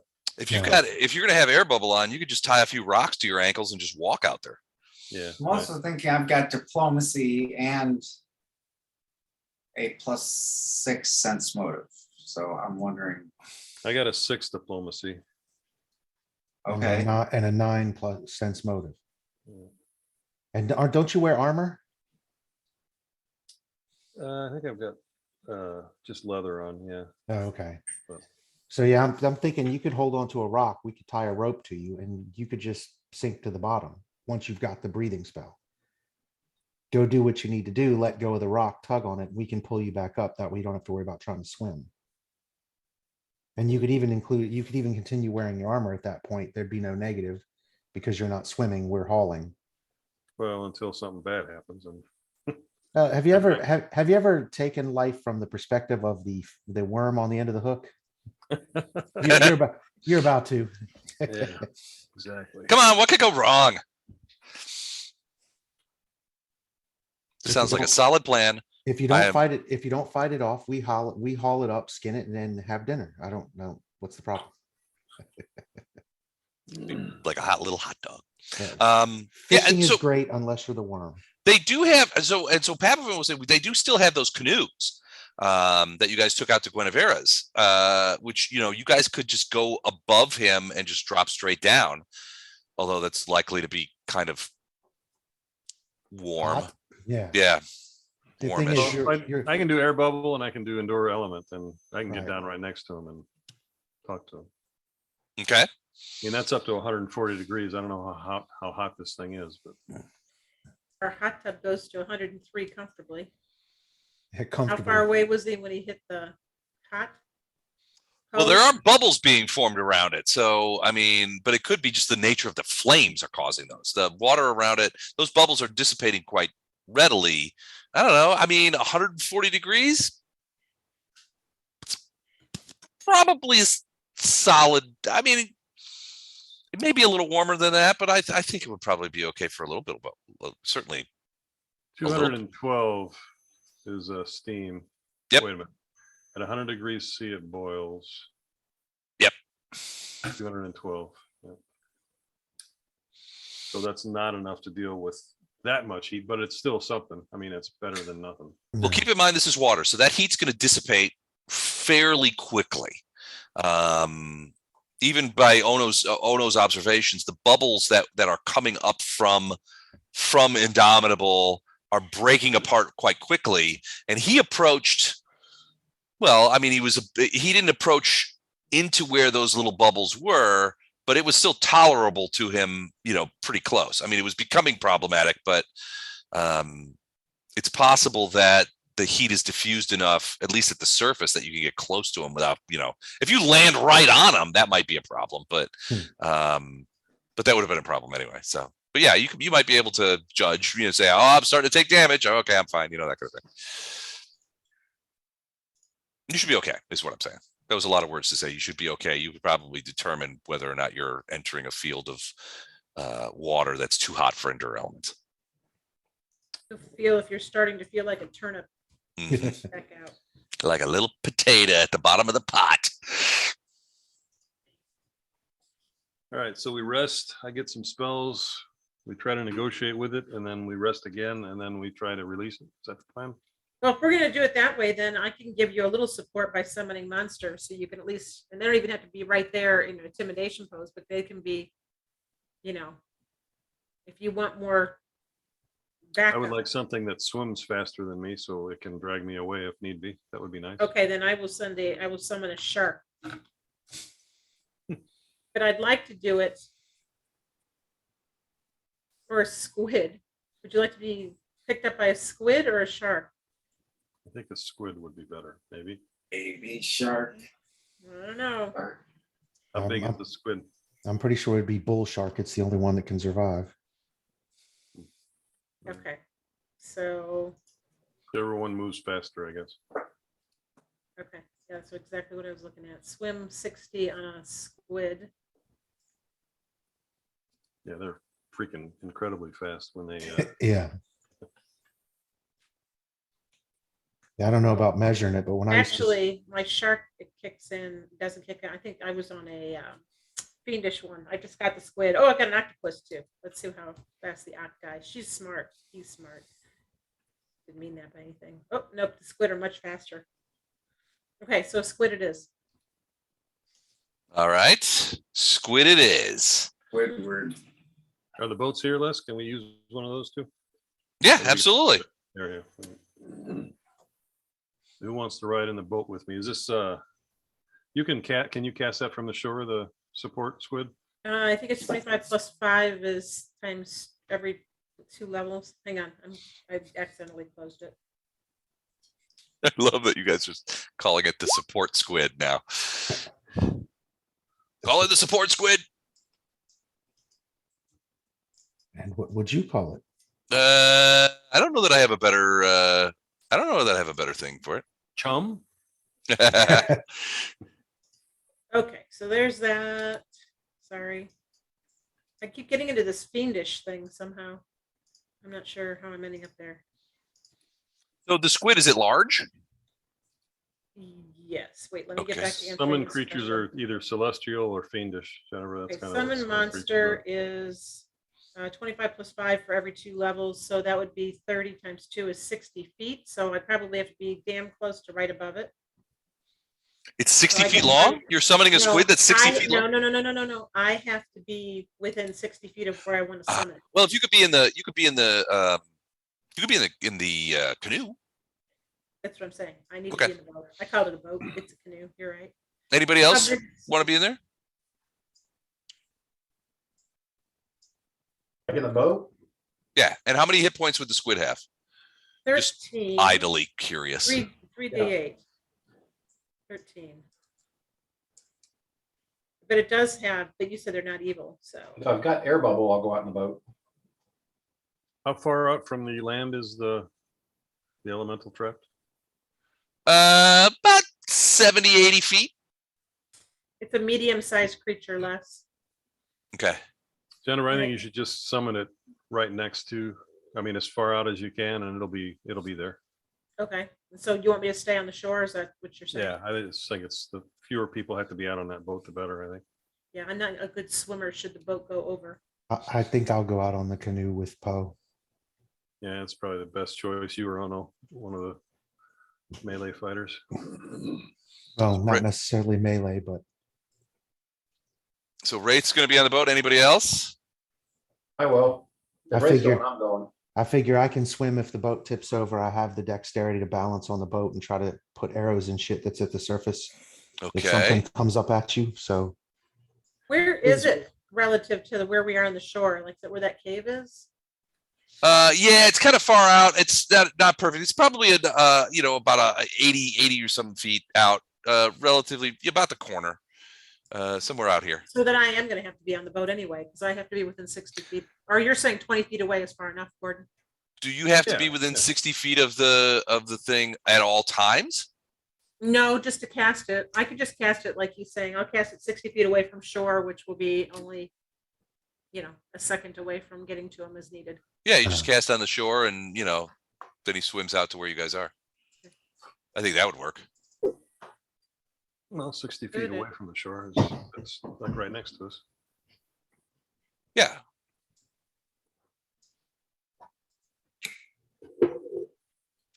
All right, let's do Uh, this. You ready? I'll go. Uh, I mean, if there's room on the boat, I'll go. but we have Uh, we have two canoes. All right. So what size canoes? 2-person or 3-person? There are 3 people, but it's good. It's a crowded 3 people. All right. I'll hang back on the shore and I'm ready to leap out and start swimming if they need me. All right, Okay. I've only got 5 spells, so endure elements and the air bubble are both, so I can do 2 of one and 3 of the other. All right. Air bubble lasts for 4 minutes, did you say? Yes, And endure elements lasts for a day. a day. Oh, okay. That's handy. All right. So you guys head out over the thing. So in the meantime, just so you guys know this, Tamber arrives and Papavan has essentially armed the thing and formed them up into lines. So Tamber is here with her fire pigs. She is on the top of the thing. Everybody's still singing, but she's on top of the tower looking out over the thing, and she's got a longbow, and the fire pigs are near her. She has created out of wood some sort of she's taken basically saplings and bent them over, and each of the pigs is sitting on a series of these saplings that are bent over and sort of pinned to the ground somehow. But We your have guess is pigapults. you have pigapults. Well, she We have does. pigapults. The rest of these guys, all of the village is completely quiet as dawn comes up, Except for singing. except for the singing. I'm sorry. Hang on a minute. The battle tactic of catapulting pigs into a lake, Flaming pigs. Flaming pigs, yeah. flaming pigs into a lake Add has a flame got creature. has got to be The worst battle tactic I have literally ever heard of. Oh, no, we've come up with some other ones, but that's gotta be one. Quit throwing away perfectly good bacon. What is it going to do? Splash Well, down, nobody. be inundated with water, not be able to gore, charge, or tusk attack. That's just, we have pigapults. All right, let's go. Hold on. Hey, at least this NPC is doing something. If nothing else, entertainment value is. Well, no, see, I'm I impressed. thought our NPCs were just completely useless, but now they've actually become useless to the point of being detrimental. Which, to my opinion, is just like a step down. Well played, Les. Well played. Well, nobody's ever accused Tamber of being like a general. What's this You know, NPC going to do? He's going to do nothing. He's going to sit in the back of the canoe and be grumpy the whole time. What's this one going to do? She's going to throw her 3 biggest fighters into the lake to drown. well, maybe not to drown. This could be a thing. Are these, What are if these he comes Bermuda up? pigs? Maybe she could hit him with the pigs. Are these Bermuda pigs that can swim really well? Is that what Can we're pigs dealing swim? with? Pigs can swim. Pigs can swim unless they're fire pigs, and then they don't do so well.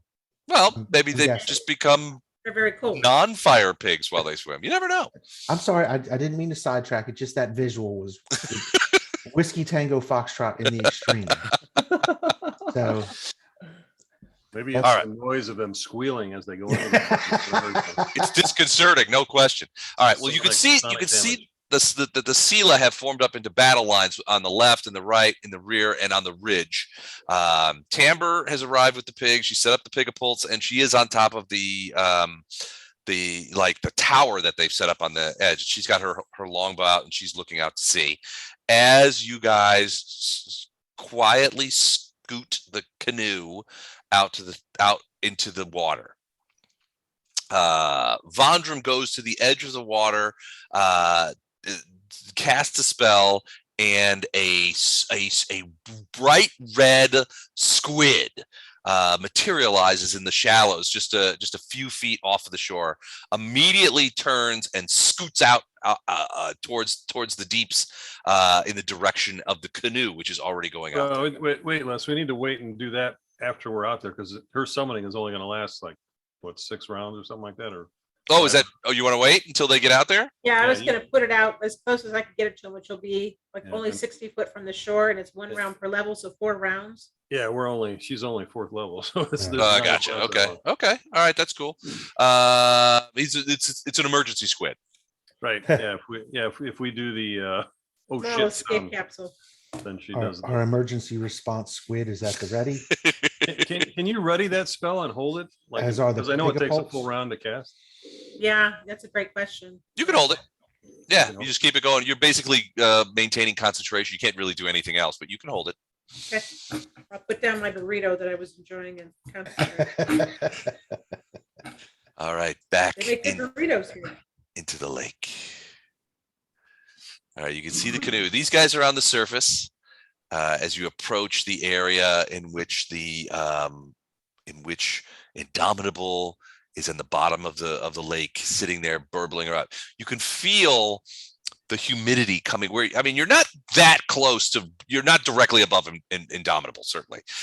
You're relatively close. You do feel as you get closer that the air above the surface of the lake is like more sticky. It's humider. It's definitely warmer as you get close to it. Good Texas weather. Yeah, it's a little bit swamp ass. All right, Pole's gonna shave endure elements and the air bubble for him. So I've got 3 left. What do you guys want? I think we should be good initially because I can hold my breath as long as your spell lasts. Okay. And again, archery underwater is useless. So I'm going to be standing on the boat. And if something is chasing you to the surface, I can try to ping it or what have you. But Oh, you're muted, Mike. I wouldn't mind having the air bubble just in case I have to come in. Okay. Volcata, that's a slashing weapon, isn't it? Right, but it's a blade, so I can still stab with it. Does it have a point? Oh, yeah. Google a picture of a falcata. Hold on, I'm looking. Oh, yeah, okay. It does have a point. All right, yeah, you can use it as a stabber. All right, so Poe, you cast air bubble on Arendar, nothing on Wraith. Air bubble and endure elements on yourself, and you Yeah. leap off the side. Actually, I'm going to do endure elements on all three of us, Okay. just in case something goes wrong. And then I'm going to do air bubble on me and Wraith, You and Arendar. or me and Arendar. I mean, yeah. Do you want the rope?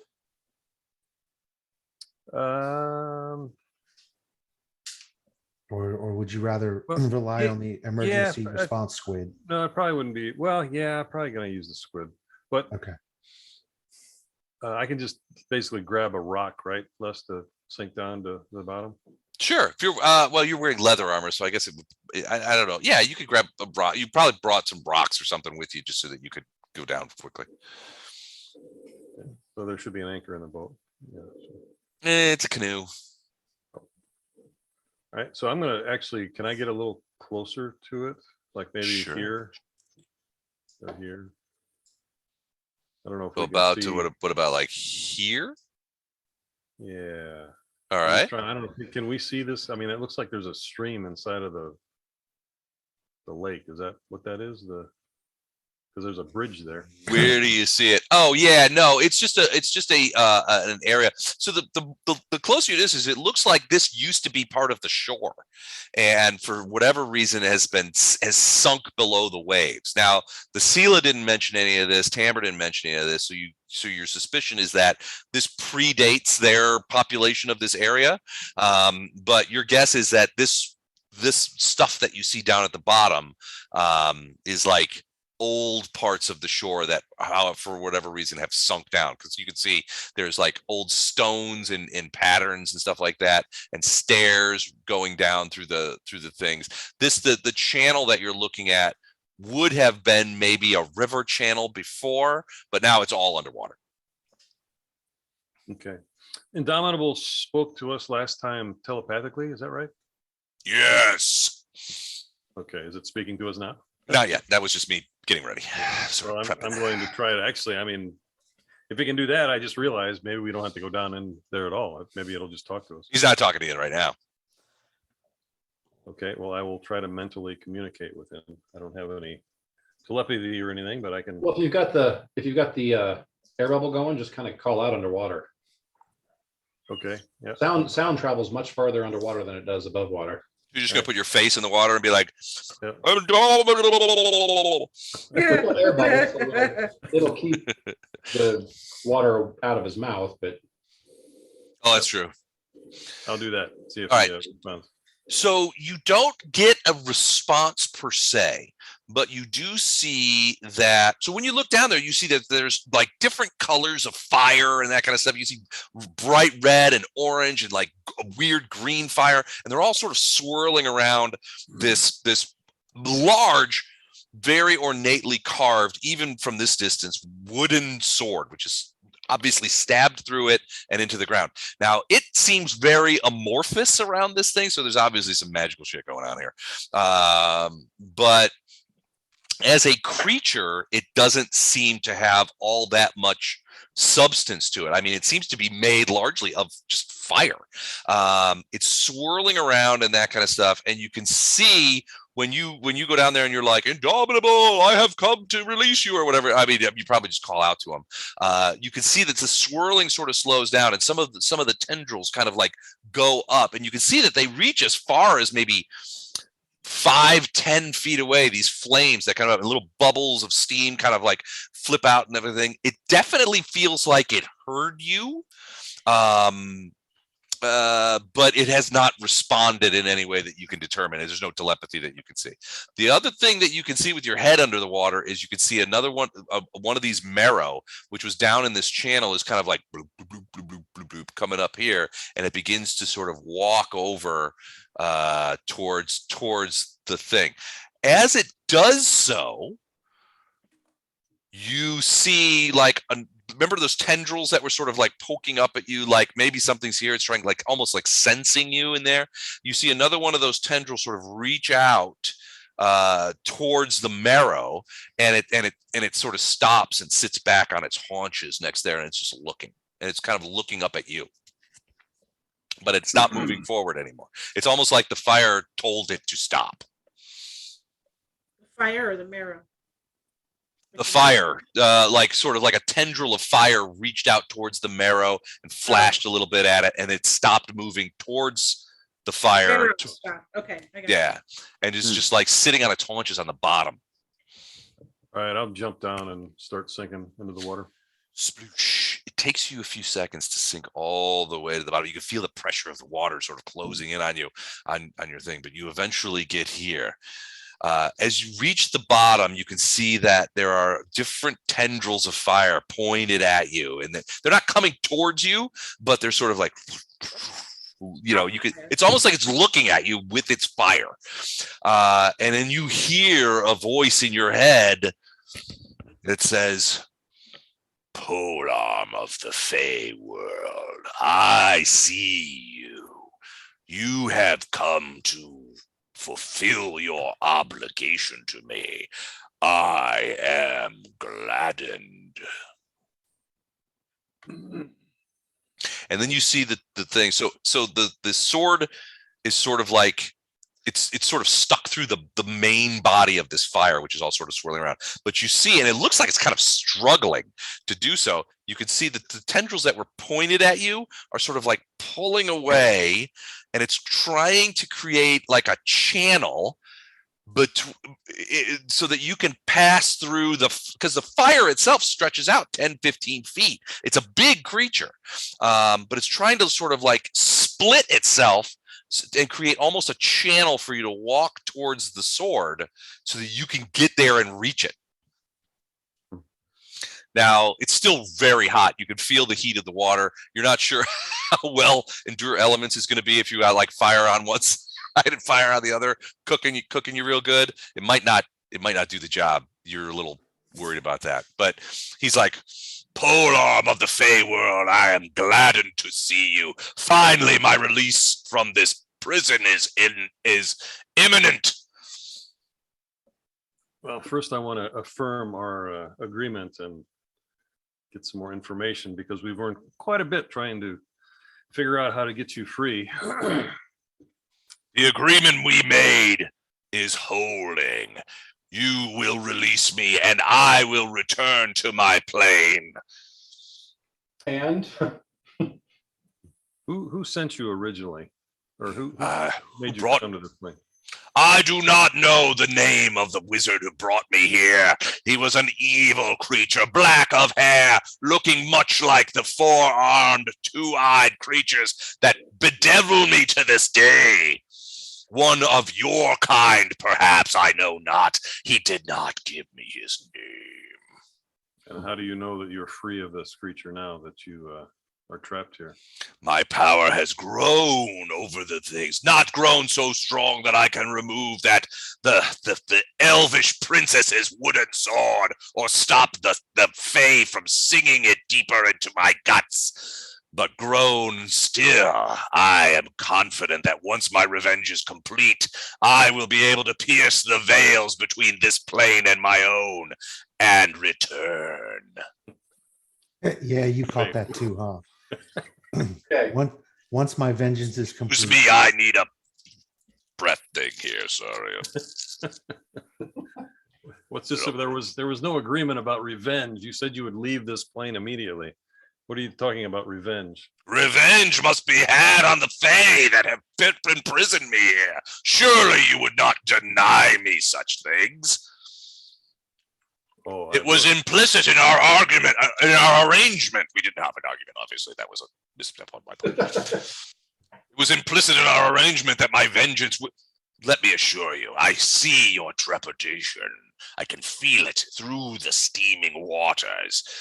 Let me assure you that my vengeance will be swift and complete, and I will depart this plane before ere even you can recognize that I have been released. So swift will be my departure. So swift will be the deaths of the Fae. Wow.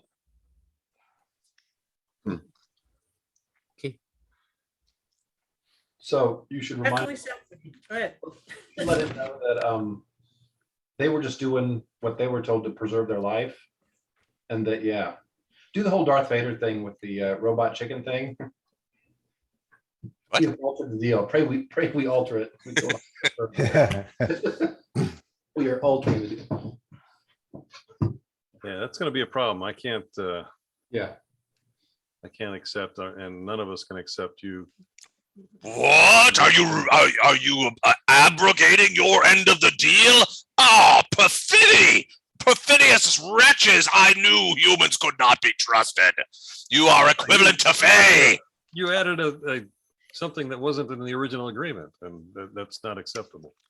It's not like these agreements are written in stone. I mean, come on, we were just talking.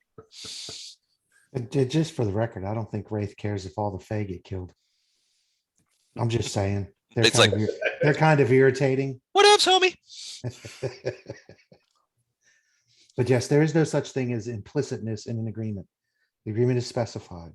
Verbal agreement. I mean, sometimes, you know, I mean, it didn't exclude Fae. I mean, come on, let's go. I mean, what did you think, that I was just going to leave without killing all those Fae? They've been keeping me under this water for weeks, months, a long time. Well, that was exactly what you said, by the way. Yeah, you didn't say it. Once I'm free, I'll leave immediately. Immediately doesn't leave room for, oh, by the way, I'm going to have a skip about Well, town and kill a Immediately bunch of is people. more of a figure of speech. I didn't mean immediately. You know how that works. Yeah, no. It's amazing. This creature has taken on a very Monty Python way of negotiating. It's the oppression inherent in the system. I'm being repressed. Help. What care? I know that you have Fae blood, pole arm of the third world, but surely you care not for these creatures, and they have slighted me terribly. I must have my vengeance. I don't think they've slighted you. They're just trying to survive and live in the woods that you've been destroying for years. You say potato, and I say potato. It is nothing to me. They have imprisoned me here unjustly. They have perpetuated the imprisonment that I have suffered here, first at the hands of the black-haired wizard, and now at the hands of a bunch of crappy Fae. Happy Fae. Just let them know the Fae have agreed to stop seeing, let them go. So the only deal is, you know. Yeah, we negotiated Vengeance. strongly with the Fae they wanted to attack you and try to kill you, and we've negotiated with them to let you be released, to trust your word, even though They were going to kill me. It is everything they can do to keep me stuck on the bottom of this shitty lake. I will wipe their little paltry village from the face of the earth, and then I'll depart like I told you I would before. Surely you care not for a few of these treacherous Fays. And you probably shouldn't have even been making bargains with them. We had an original bargain, you and I. I don't really care about them, but honestly, I don't care about you either. To be What? truthful, Well, you that's coerced this deal, and there's really no trust Piling. here at all. just piling on, really, now, aren't you? Your words are proving to be less and less reliable. Oh, it's just one little vengeance. Surely it'll take me 30 seconds tops. I'll be gone. I don't understand. He seems genuinely confused. He's like, I don't understand why you care so much for their paltry lives, their candles. The flames that they bring to this plane are so small, they're so easily snuffed. Why do you care about them? Because they have wronged me, as you can see, and they continue to wrong me with each passing second that I am pinned to this lake bed. Well, look. Oh, I guess I can't talk to him because I'm unsure. Okay, never mind. All right. He tries to pull his flames out. Oh, please. Yeah, it's killing me. All of this is moot. Come closer, pull the sword, allow me to leave, and I will fulfill all of my obligations, including granting you my boon, the boon of an elemental of the fire plane. Okay. Do that without killing people on the way out, and we're good. I make no promises.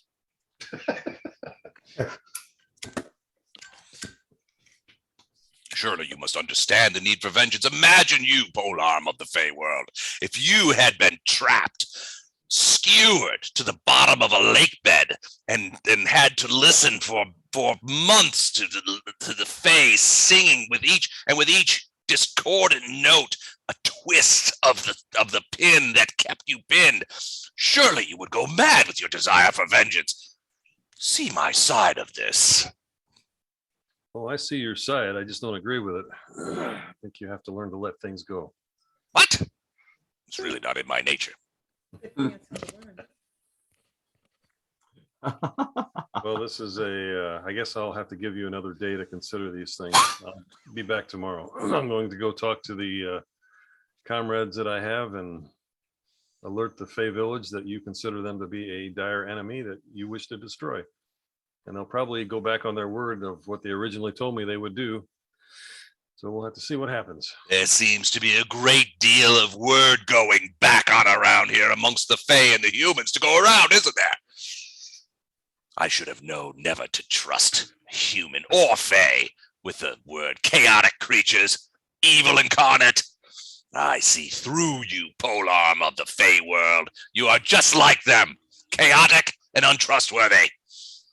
Our agreement is off. Uh-oh. Tell your friends as well. You'll never receive any boon from me. Beware the fires that come from the east, for they will come for you. Oh, all right. That just made everything easier. Yeah, pretty much. Yep, feels easier. All right, you see the flames kind of thing around, and so you see the flames sort of return. I mean, it closes off the channel, and as you're sitting there, you can see something happens just really suddenly. Did it not do it? Yeah, so I did it. Did it do it? It did something. Oh, Oh, there you shit. go. All right, you see a big jet of flame shoot out at you and try to hit you from that jetted out from the guy. So hold on a second. Emergency response, Squid. Please converge on current location. Over. All right, let's see if this. So he can actually do damage from his position? Oh, sure, yeah. Oh. What did I roll? I can't. Except he fumbled. Except he fumbles. Hold on, let me see if it's confirmed. 20 hit you, Bo? yes. Okay, so it's an unconfirmed fumble. It misses, but you feel the heat of the water as it passes by. You sort of dodge out of the way. The water is bubbling as this thing goes across you, and you sort of dodge out of the way. You are unhit, but you can tell that he's like, leave now, or you will face my wrath again. Yeah, I'm tugging the rope and climbing up. Okay. I don't know that I need the squid. Seems like that was a warning shot over the bow. Yeah. No, it seems like that was just a roll of a 1. Well, yeah. You would have gladly done damage. I don't know if it's worth blowing a spell. No, Unless probably we're sure not. We're gonna sleep. So I'm going to. Wait, here comes something. Well, yes, but it has to wait for its turn before it does all of that crap. Well, it's coming up from under. It's going over there and it's swimming up underneath. Now this thing swims. It's very sinuous and it's just like, and it's coming up towards the canoe. You maybe have a round, maybe 2 before it reaches the canoe. So if the rope goes taut because Poe's trying to pull himself out, then my instruction to Arendar is going to be haul him up, and I'm going to stand up and get into a firing position with the bow. Okay. Did somebody have a plan to let Vondram know if the squid was needed? Because he's basically at your beck and call. I think it was like this. Yeah, exactly. Probably. Well, I will watch for that. You're only like 30, 40 feet away, so you would hear Wraith call out to Arendar, wheel him up. Yeah, you guys don't really know what's going on yet. Can they see the creatures swimming up now? They can. The water's pretty clear, so they definitely can see this one. I don't know if they see this one. Give me a perception check. For me, for Vondram? For Wraith and Arendar. Well, Arendar probably is Arendar's probably not. Wraith. Ooh, yeah. You see. You got your eye on one, and you look over to the left. You see another one, kind of like heading Is for the. anybody waving? Is there any of this yet? No, well, I'm holding a bow, but I will alert Arendar that there's another one to the north. But he's supposed to be hauling up Poe, so Yeah. All right. So takes you around to Hollow Poe. I mean, you're just like, and finally you get to the edge. By the end of round 2, Poe will be in the canoe. That will also be when the the first marrow will reach. There's probably another round for the other one before the other one gets to it, but the first marrow will reach the surface, and he looks like he's coming up under the canoe.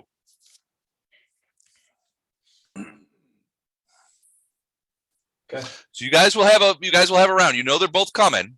You got a round before it hits the canoe. So Whoa. we yell out to Vondrum.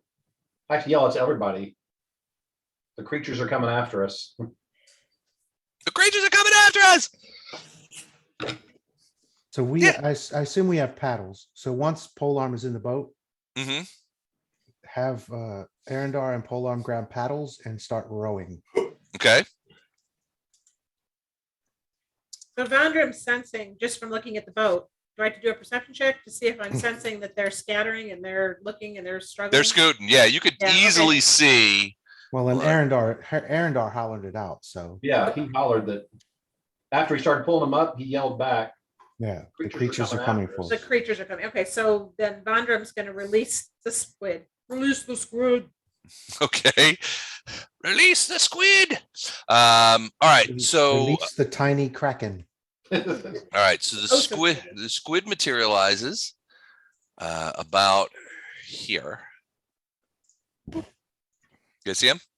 Yep. Okay. All right. Let's just to keep things interesting. Let's roll for Nish. That's an awesome looking Alright. squid.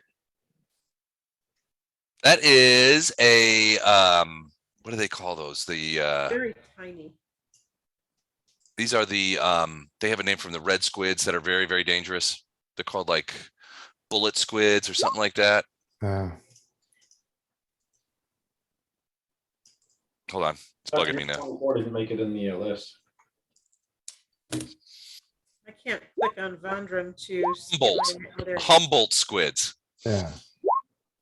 I saw a YouTube video with Humboldt squids in it, and they were attacked this guy. They're so smart, they tried to rip off his mask Yeah. Oh. because they knew that it would that he wouldn't be able to see or breathe. Wow. I'm like, that's a dangerous fish, man.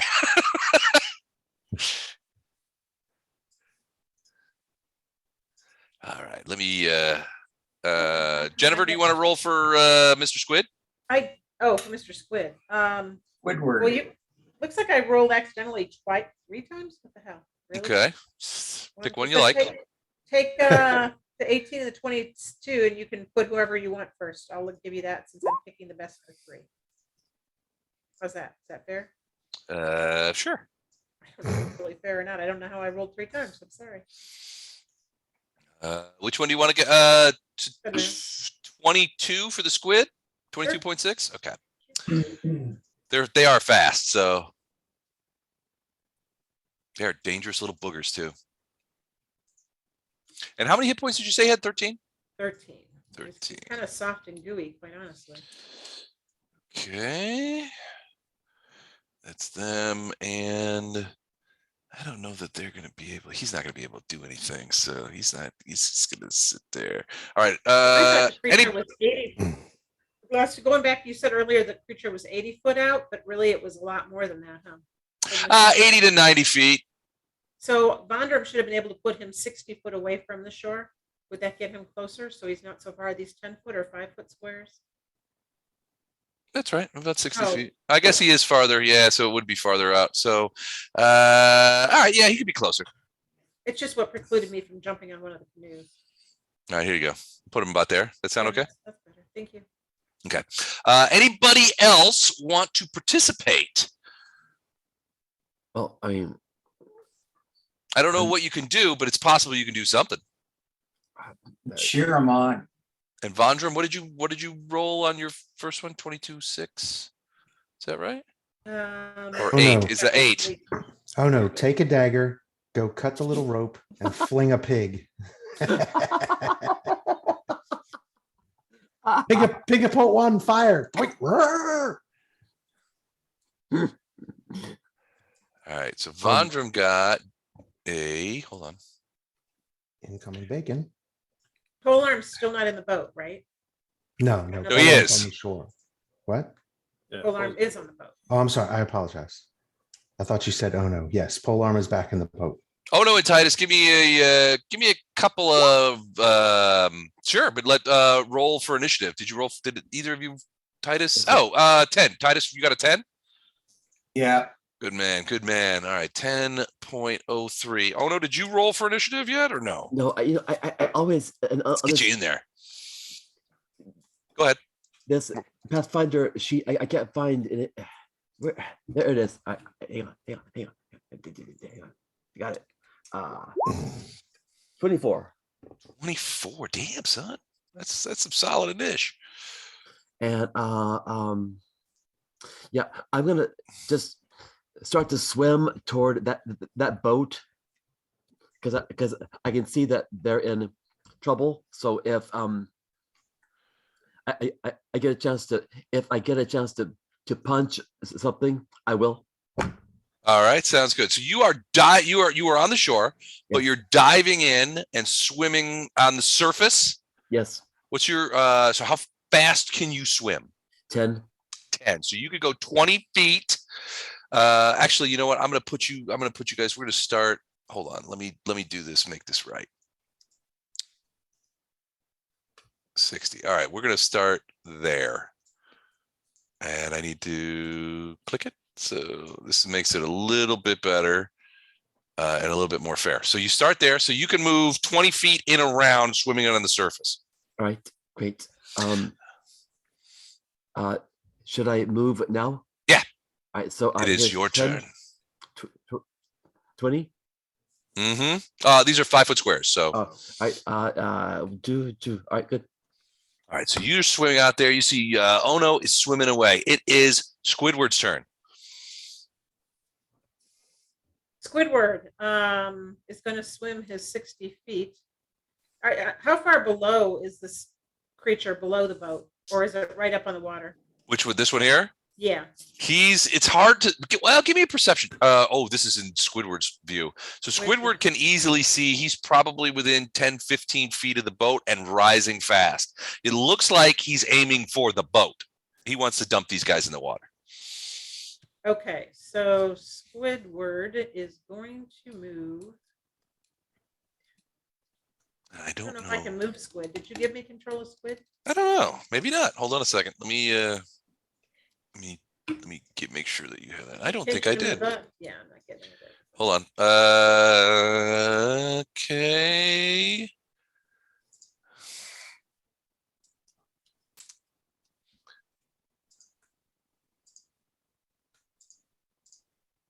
Try now. Can you move him now? Yep. All right. So I'm underneath the boat. My tail's underneath the boat. Okay. His speed, is 60 feet. Yep. That was no And problem. wait, but he can also jet. A squid can jet in a straight line as a full round action. He can go 240 feet. Right, but I didn't need it. So I swam over. You're basically swimming and interposing. Squidward is interposing himself in front of the marrow to stop the marrow from hitting the canoe. Am I reading that right? Yes, and where is this? Where Vondram is standing, is that the shore? Yes. So let me make a line real here. This is essentially the shore right here. Do you see that line? Yes. Okay. Okay, so the squid is going to do a 5-foot radius burst of ink.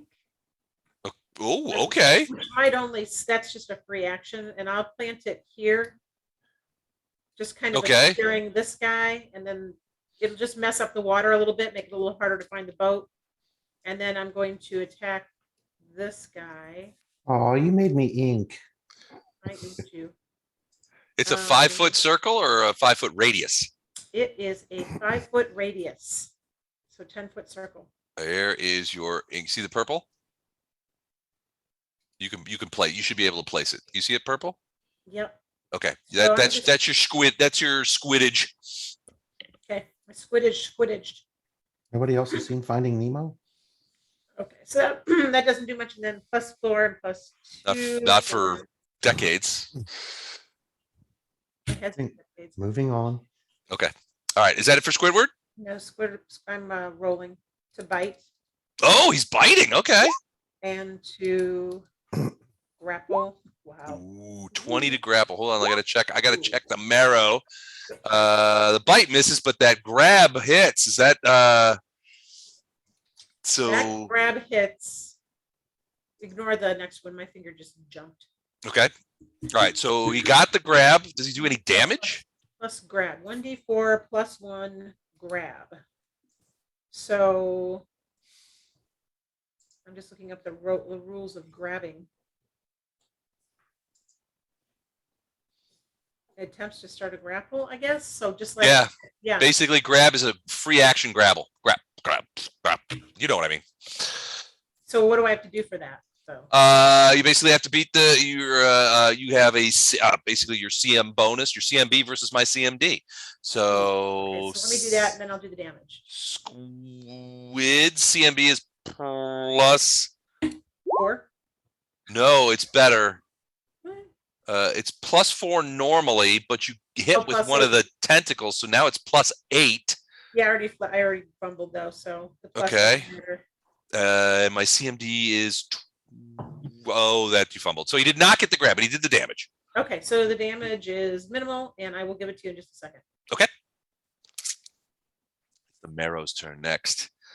This one is going to come over here. 1, 2, 3, 4, 5, 6, and it's rising to the surface. So this one pops up to about. It's going to take him 2 moves, but he's about a foot under the surface, and he's moving very fast towards you, Wraith. 3 points on that one? Yeah. Okay. And then the marrow is going to attack the squid. He's right there. So he grabbed him, tried to grab him, and he's going to claw him. 2 claws with 6s. Hold on a check. All right, first claw. Fumble. There's a 20 hit Squidward? Yeah, it does. All right, so that is a non-confirmed fumble. Stops the attack. That is it for the marrows. Paddle, Forrest, paddle.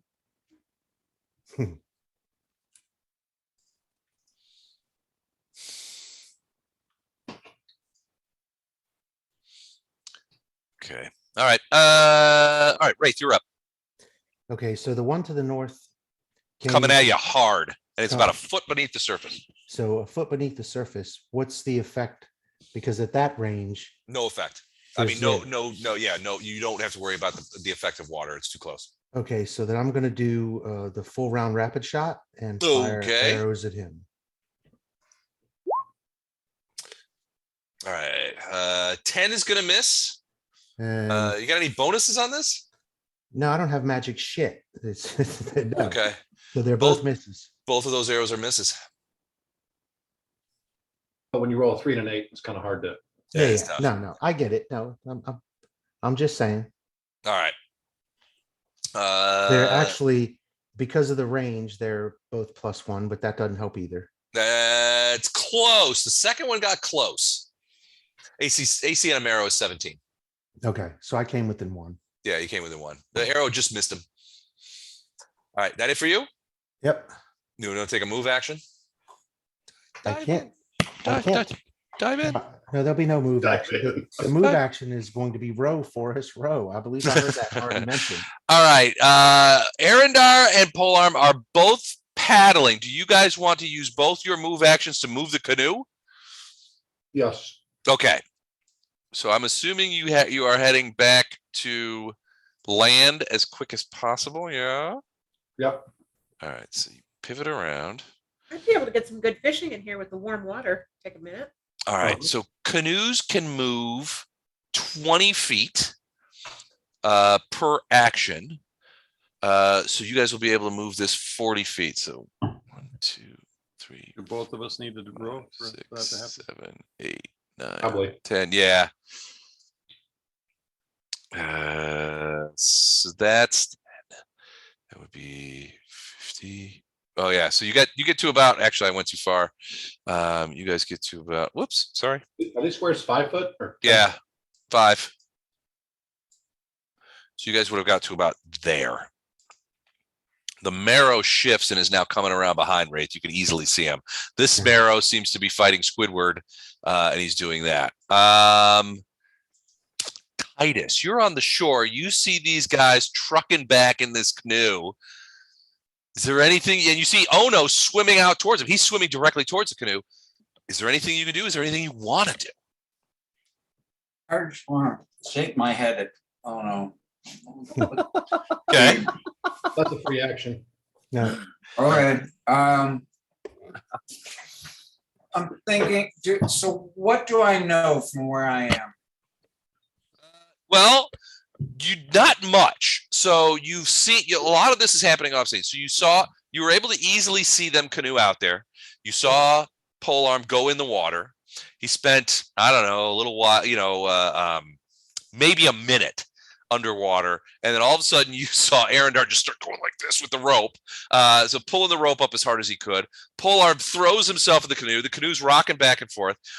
You see them immediately pick up paddles and begin turning it around and cooching, and then you see Wraith who's standing up sort of, or kneeling in the back of the canoe, loose 2 arrows into the water. Beyond that, you can't really see anything. But has anyone screamed, hey, it's fill in the Yeah. blank? yeah, Arendar screamed that there were creatures coming after us. Did he say what kind? Nope. Just the No, creatures. because I that was suppose those. that was what got Vondram to send the emergency response squid. All right, well, if I don't know what's going on, I can't really respond. I'm just gonna shout, what is going on? I can't. Does anybody respond to him? I think they're under attack, Vondram will say. Yeah. I can't, damned if I can see what the hell they're fighting. Well, Poe went down there before and saw this thing and mentioned it to the village, right? What Yeah. are these things that are coming after us? What are they called? Marrows. Arrows. Marrows. Okay. Yeah. So if someone yells, what's going on? Wraith is going to scream or is going to yell back, we're under attack from 2 marrows. Okay, Poe will say the Indomitable says he wants to destroy all of the village before he leaves. oh boy. Just yelling this at the village. Yeah, Everybody's all the Fae are sort of like, what? What did he say? Did he say Yeah. just destroy the whole village? What? Let's put them on edge a bit. All right. So Titus, you're just yelling out there, getting information. They've got marrows out there. They've got the villages wanting to be destroyed. Polearm, being real discreet about that particular point. And So I'm going to cast a ghost sound okay. 35 feet into the water, but with the understanding that sound and water carries very well. Okay. And I'm going to send a ghost sound of a marrow in heat.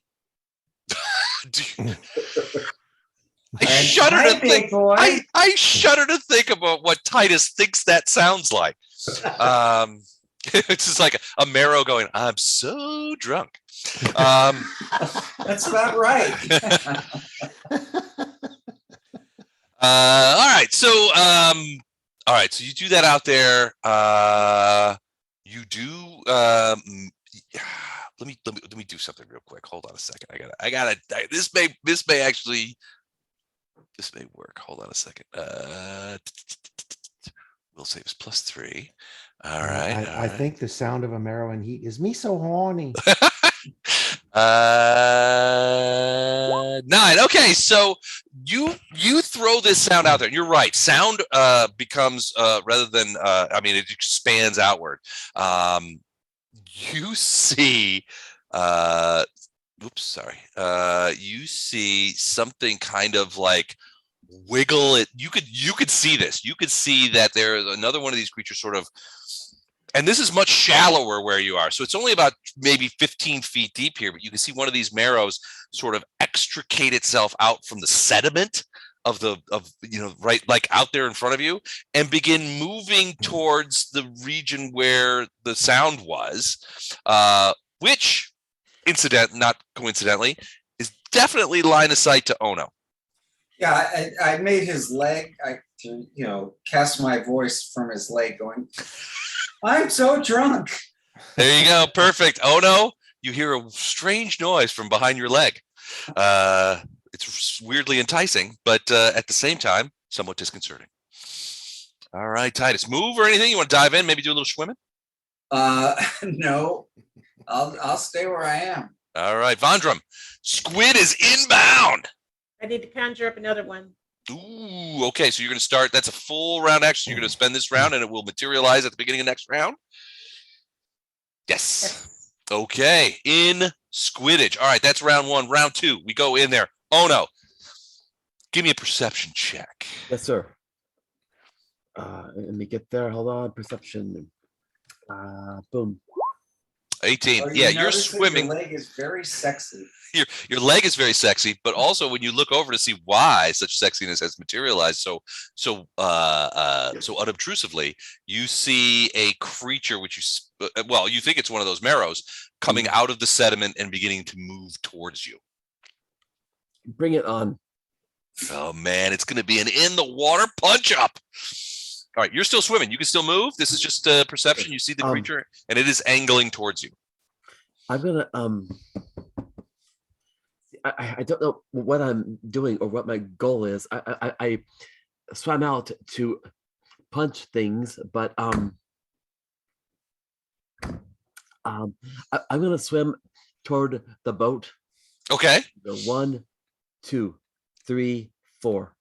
Okay. Arendar, you especially, but Polearm, you see it as well. Wraith, you're sort of looking to the rear because you don't want that guy upending your canoe. Arendar, you and Poe see Ono swimming quite swiftly towards you in the canoe. You guys are kind of doing this kind of thing, in the water. Ono's coming your way. Give me also Arendar. Give me a perception check. Horny marrow incoming. 28. Yeah, you see the other marrow, and he's basically beelining towards Ono. He may or may not be horny. Definitely is confused. Yeah. I'm going to point that out to Ono and say, "Get back to shore. You've got something coming after you." And Ono, you know that. And basically point over in that direction.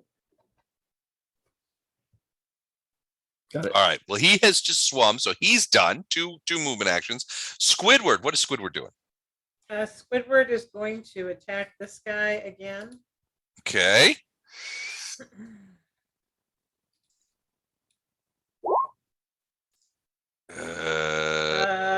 mind. Yeah, you got to roll a different dice there. 20 might be helpful. 23 is a hit. Okay, and then I'm going to go ahead and do the bite or the grapple. Is that okay? Yeah, you get 2 tentacles, by the way, for grapple. I think I did roll them twice, but I wasn't sure. So Okay. those are both misses. Both misses, but you got the bite in. Okay, and the bite is a little stronger. And then I'm also going to ink on my Okay, way. another ink. I'm going to ink on the way out. All right. I hate reading these. Well, you're doing a full attack, right? Yeah. Oh, well, ink is a free action, so I can do that. True, you can ink, but I mean, you can't. I can't move it. That's Yeah, fine. it would be right on your position, I'm assuming. Okay. Which I think the creature can see with its light vision through. This is half of the D6. So 3 plus 5. No, 2 plus 2 is 4. It's a D3. 4 points, did you say? Yeah. Okay. And then, I'll ink. So is he squirt ink like where I've got it? Where the second Well, I purple would try and squirt it on him more. on him. Okay. I suppose you could do that. Just sort of like squirt it right in there. So Yeah. what does that ink do? Hold on a second. Ink cloud, a squid 5-foot cloud of radiance is a free Total action. The cloud concealment. provides total concealment. Wow. Okay, that's pretty good. Squids are tough. Until he moves out of it. I mean, kind of silly. True, but it total concealment. Yeah, he's not going to be able to see Squidward. All right, it's their turn. All right, so he's going to move 10 feet up and then 30 feet across. So 1, 2, 3, 4, 5, 6. That's one move action. What's he gonna do? He can. He's gonna get up to here. He can't attack, but he's right next to Ono. This one is going to back up. 1, 2, 3, and hang back. Can't see Squidward, doesn't know what to do. This one is on the surface. 1, 2, 3, 4. That's 20 feet. And he is going to bonk into the canoe. And actually, he's going to try and grab the canoe and pull the end of the canoe down. Basically, lift it up forward. Hold on a second. I want to see how this works. So he's essentially going to try and grapple the canoe. Okay, this would be effectively a rowboat.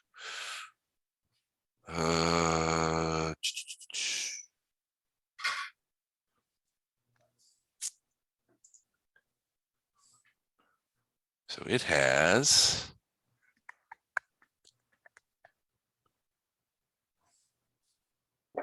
CMD of 11. That ain't great. So, all right. So he is going to try and so he's going to basically try and grab it.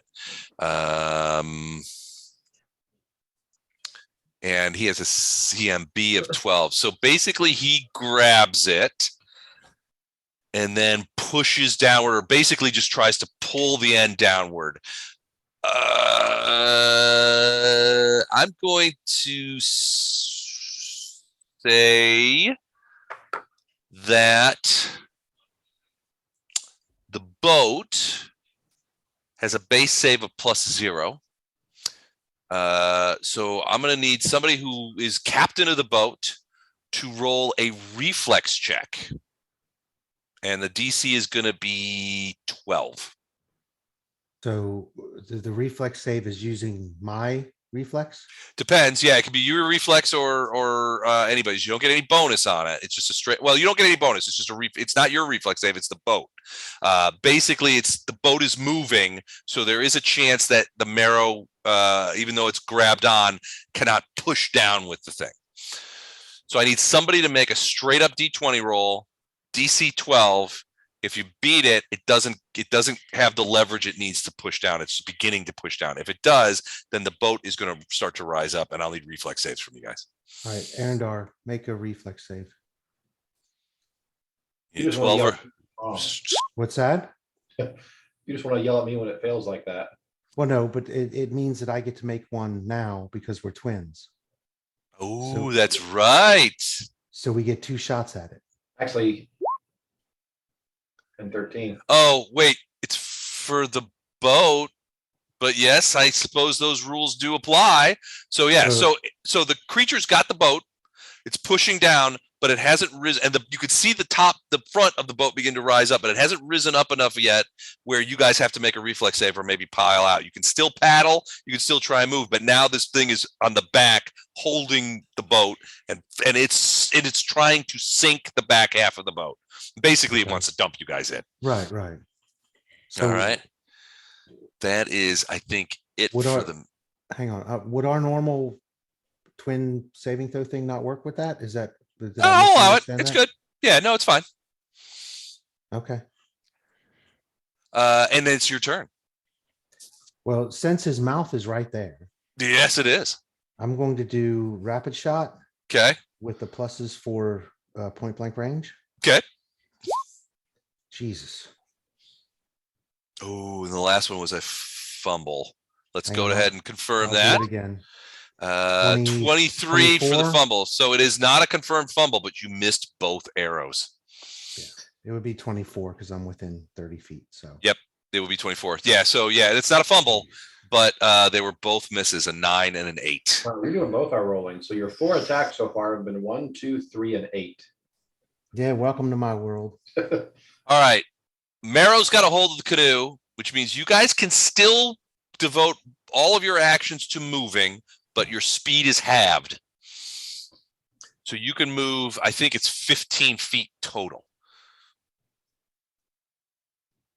Okay, per, no, 10 feet per, you can still move a total of 20 feet. Sorry. So 10 feet so per round. wait, we succeeded on the reflex for the boat, right?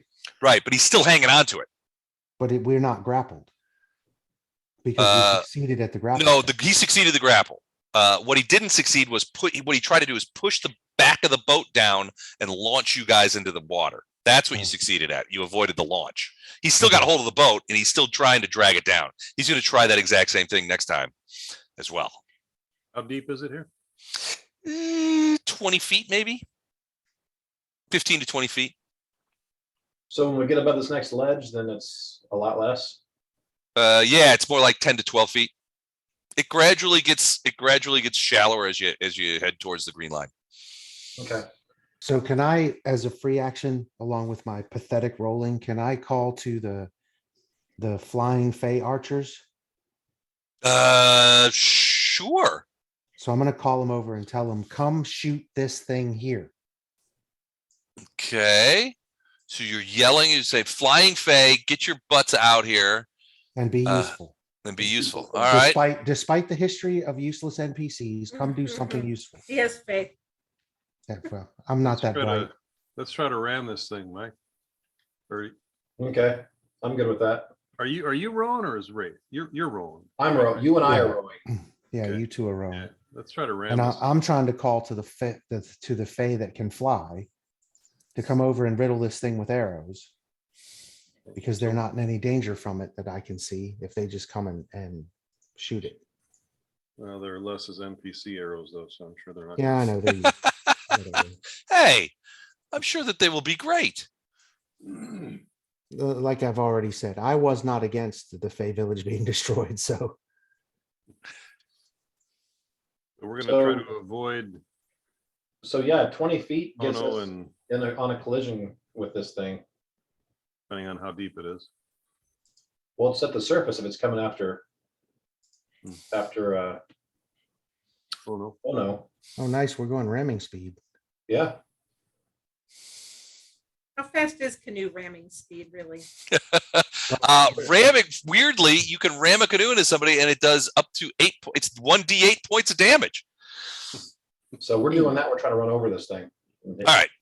In response, Wraith, in response to your yell, you see a half dozen Fey lift off the ground and begin flying out towards you in a cluster over the thing. Bows at the ready. They will be getting there in a moment. And I'm going to go Nice. ahead and roll their initiative. I may have to stop hating them after this. Arendar, you roll. I'm gonna do this. There you go. Always helpful. I'm almost glad I didn't take that level in Ranger so I could get preferred enemy Fey. If they pull off anything useful. Oh, what are the chances? Yeah, 0. All right. All right. So that is Wraith. Missed the things. Arendar, what are you and if you and Poe are still gonna? Did you We're say you guys are rolling gonna? We're rolling, and since I'm in front, I can see. I'm kind of aiming to run right over this thing in front of us. You're gonna ram this guy here. Yeah. All right. So you can do a total of 20 feet. Which gets us one square into this thing. Oh man, look at that. All right. I hate when you guys do this. All right, you're dragging along the marrow that's hanging onto the boat. So that's a fun time for everybody. We're just gonna move. Boom, right there. All right. Marrow lets out a yelp. Go ahead. Hold on, let me make sure. Arendar, you're in front. Give me an attack roll to see if you hit him. What am I adding to it? Huh? What am I adding? I would assume a melee attack roll. You're essentially using the canoe as a weapon here. 17 is a hit. You hit him. D8 damage. Well played. 3 points, and the marrow, which was surfacing to grab onto Ono's incredibly attractive leg, is now driven down below as you basically drove him into down below the canoe. So he is under the canoe as you guys sort of like roll over him. All right. Calls out, oh, my bad. You're supposed to go to the left. Titus, you see a lot of crazy shit going on in the water. Not the least of which is that the Marrow that was attacking Ono just got ran over by a canoe. And it looks to you suspiciously like there's another Marrow hanging on the back of that canoe. That's not good. It doesn't seem so. Well, let's see. What do I know about Marrows? And basically, when you get to the city and tell this story, you're basically at this point in the story, you're going to say, and pretty much it was entirely my fault with the ghost sound. I wouldn't say that at all. I would say I saved the day by making Ono's leg very attractive. He's got great gams. I am going to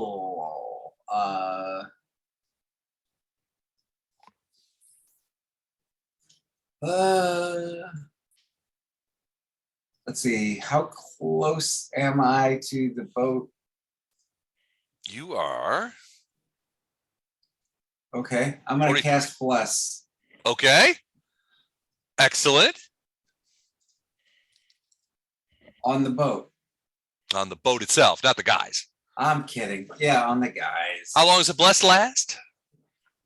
Is it minutes or Well, rounds? I someone can't says Gesundheit. I don't know. Bless is a rounds per level, right? 4 minutes. 4 minutes. Okay. Yep. Never mind. All right. Bless you got. All right. Remember that, guys. You got bless on. He's got the bless on. All right. Hold on. I'm just making a note. All right. The fair folk are flying in. Vondrum, it's your turn. Oh, I think I got another squid, so I'm going to send the squid to the Oh, boat. yeah. Coming up. Everything's coming up Squidward. So, All right. Where are you going to put that squid? Because you're pretty close. It's got to be within. There he is, by the way. You can put him wherever you want. 60 foot. Yeah. And this is the one trying to grab onto the boat back here. This one here. This guy is grabbing onto. It has grabbed onto the boat. Okay, so as he goes by, I'm gonna ink this guy as a free action, Okay. and then I'm gonna head back here and bite this guy. All right. Splooch. Let's get something decent. Let's get like a critical. And let's 13 is a miss. hit him for a change. Okay, we missed, but we made an inky mess out of the front guy. Did indeed make an inky mess out of the front guy. All right. So there's a lot of ink over there. Arendar, you see something just like into the water, and now you can't see where the marrow is. All right. Yeah, sorry about that. You're gonna be through it though in a second. That's all right. Round 3. Oh no, you are up. Is there a water ogre trying to? It's right behind you, but he's hard to see because the water's full of ink now. Okay. Can I? So there's one right behind on the other end of the boat. He should be. Yeah, you can easily see that there's one holding onto the back of the canoe, and he's trying to dump it. Great. I'm gonna punch the heck out of that water ogre. All right, so you take a move action to swim 10 feet over to it, and then punch-a-roo. Okay? Well, wait. Can I? I was thinking. Can I hit him? You can try. The problem with the ink is it creates total concealment. Oh. So even at this close, I mean, you could sort of see him, but he still has partial concealment even within 5 feet. So, Well, his hand is sticking out because he's much bigger than 5 feet. You can see his hand outside the circle. There should be. well, because he's going to punch him in the It's hand. fine. Well, No, I'm just saying to get a good feel where he's at, but you're probably right. I mean, you get an idea of it, but there's still a missed possibility. It's fine. Les, I'm gonna swim 10 feet. Okay. And beat the heck out of this ogre. Gotcha. All right. Now you go to single attack because you've done a move action. You swam That's over there. fine. Do a stunning Um, fist. Here, I'm gonna do my crane style, and I'm gonna go 11. Doesn't work. Missed him. It's okay. It's tough, man. It's I believe you me. I speak from bitter experience here. Fighting while swimming is tough. All right, great. All right, you missed him. It's all right. Happens. Squidward's 1 and 2. What are you gonna? Or no, Squidward 2 will go on at thing. So Squidward 2 is not ready yet. It goes on at 8:05. It goes on Vaughn's latest, but Squidward 1 is up. Okay. And he's down here. Yeah, I see him. I'm gonna So the- shoot him up to where the action is All right, so you're gonna blaze up to the north. Okay. and attack. All right. Ooh, natural 20s. Was that on the bite? I'm sorry, that was on the bite, and I was rolling the claw, so I had the wrong ad. So That's here's- okay. Here's to confirm the bite. Okay. Ooh, unconfirmed, but you do hit and get Exploding dice. exploding dice. Yeah. Okay, exploding dice means, can I do Just that? roll your damage and see if you get to roll an extra one. Yeah, you can say select. It has an actual thing. You can select It says compounded. exploding, none, and then separate, and just do compounded. Compounded. There isn't a D3, so I have to do a D6. That's How does that okay. work?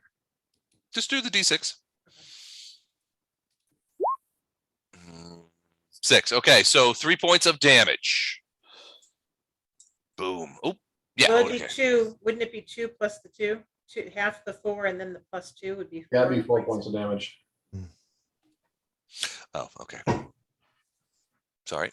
I mean, that point, that's 30% more. That's damage. 30% more. Squidward hanging in there. All right, my guys. All right. So these marrows are not very smart. This one, hold on. I'm just gonna roll a Edward, quick. didn't you get 2 tentacle attacks? No, Not- I didn't roll my second tentacle. You're right, because I got stopped up on the. do you get them when you move? Because remember, you should only- moved. Should I've only got a bite? Yeah, you Probably should have should've only got a only bite. got All you get is the one attack, unless it's got pounce. It does not have pounds. Pounce. I doubt it's got pounce. Multi-attack. Wait a second. I'm checking multi-attack. That's what I'm looking at. Creatures, particularly 3 or more natural creatures, secondary attacks with natural ones. Oh, never mind. That's fine. It does not affect it. Yeah, you moved, so you would only get the bite. Okay, I'm done. Okay. All right. Hold everything. I just want to. What I roll at 18? All right. Squids are bothering him. He's gonna go either old Squidward or new Squidward. 50-50. Old Squidward is low. Old Squidward it is. The guy who just showed up. He's gonna let go. So Wraith and everybody in the canoe. He lets go of the canoe, and the front comes sploosh back down again. He turns in the water and attacks old Squidward, and he is going to do 2 claws at +6 each on Squidward. So the first claw, 11. Does that hit old Squidward? No, 13. 18. He hits with one of his attacks, which is a shame because he wants to grab the squid.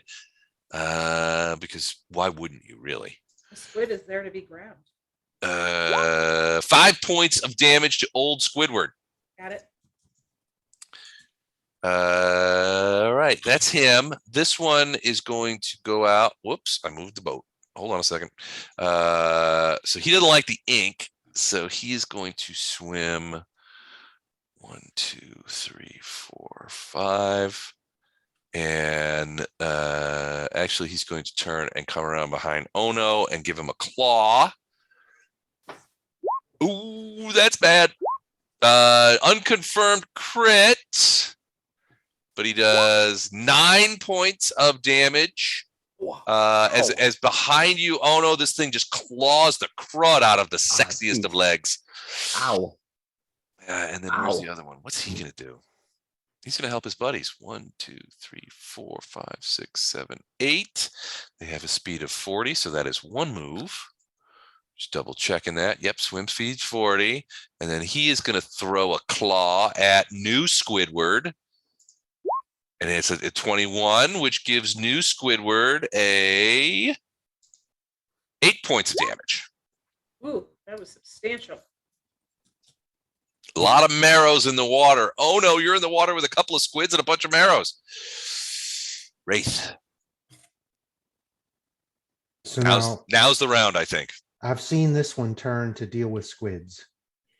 Yes. That I know are coming from Vondi, but I saw this one come up and claw the crap out of Ono, right? You sure did. He's on the surface. Okay, so I'm gonna redirect and I'm gonna fire at this one. Okay. Yeah, whatever, rapid shot. It's +2 now, so 15 and 17. Last one hits.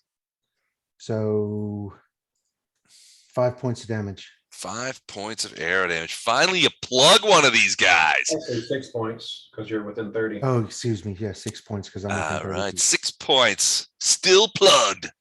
All right, Wraith. Now's the time, man. Jump in. Grab a javelin. Grab a paddle. Jump in. Hit him. No, I'm good. I shot one. I finally succeeded. Whatever. After 15 shots. All right, Arendar and Poe. Do you guys want to keep paddling, or do you guys want to join the fight?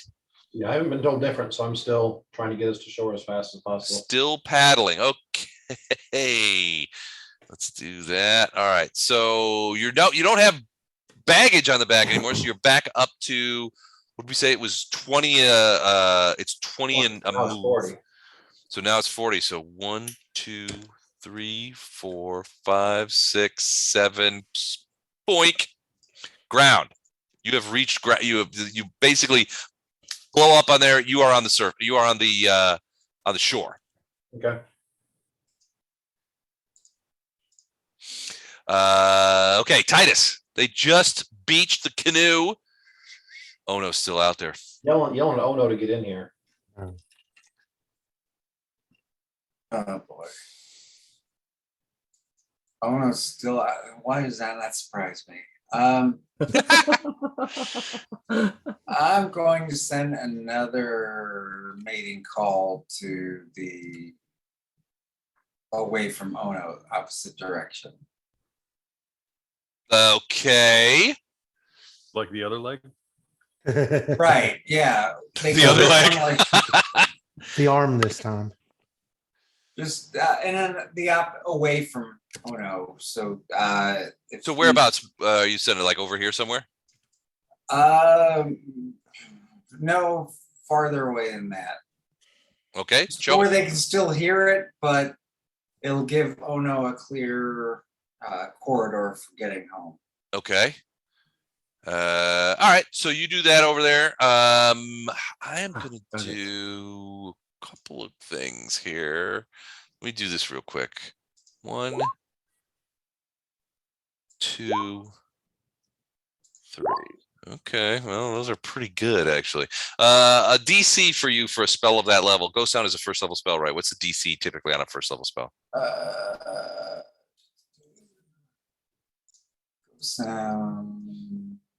DC 15. 15. Okay. All right. Ono wants to beat the hell out of some water ogres, and he might have some help as Top Gun comes flying over. Hold on just a second. Got the flying pig. Not yet. Wait for the pig. 2, 3, 4, 5, 6, 7, 8. So these guys get to here. They're overflying the whole area, and they are all shooting arrows into the water around Ono. 3 of the 3 forward ones are shooting at the one back here. The 3 rearward ones are shooting at the one closest. Let's deal some damage. Here we go. So basically, first 3, the second 3. 1,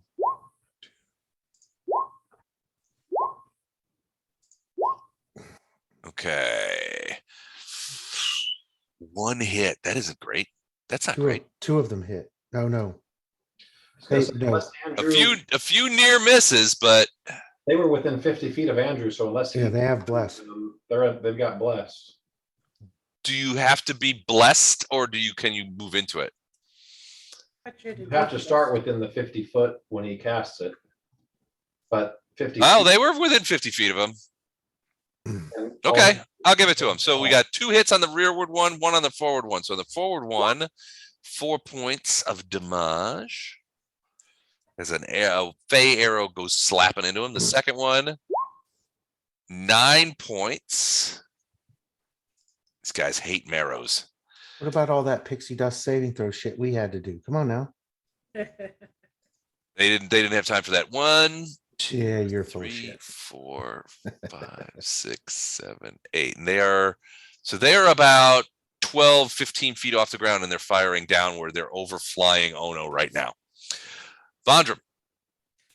Bondrum is going to do the same thing. One Okay. more squid, so he's going to summon the squid. All right, so you're taking this round to summon another squid. Yep. All right. How long do we have? So Squidward was. So it's Squid. Summoning spell, they last 1 round per level, so. So 4 rounds. Yeah. All right. So I So should have 2 more for the first guy. 1, 2. 1 more for the first. No, 2 more. Because he came instantly. He was by himself, and then the next time he waited. Then the third time he had a buddy, so he has 1 more. The first guy has 1 more. The second Okay. guy has 3 more. oops. Okay. Sorry about that. Oh, well. That's all right. I just need to want to keep track of them. Yep. There's Squidward. So he has 1 more round after this one. Cool. All right. So Vondram, you are summoning another squid, but now you have Squidward 2. What is he doing? Number 2 is It's this one right guy here. Yep, he's going to attack again.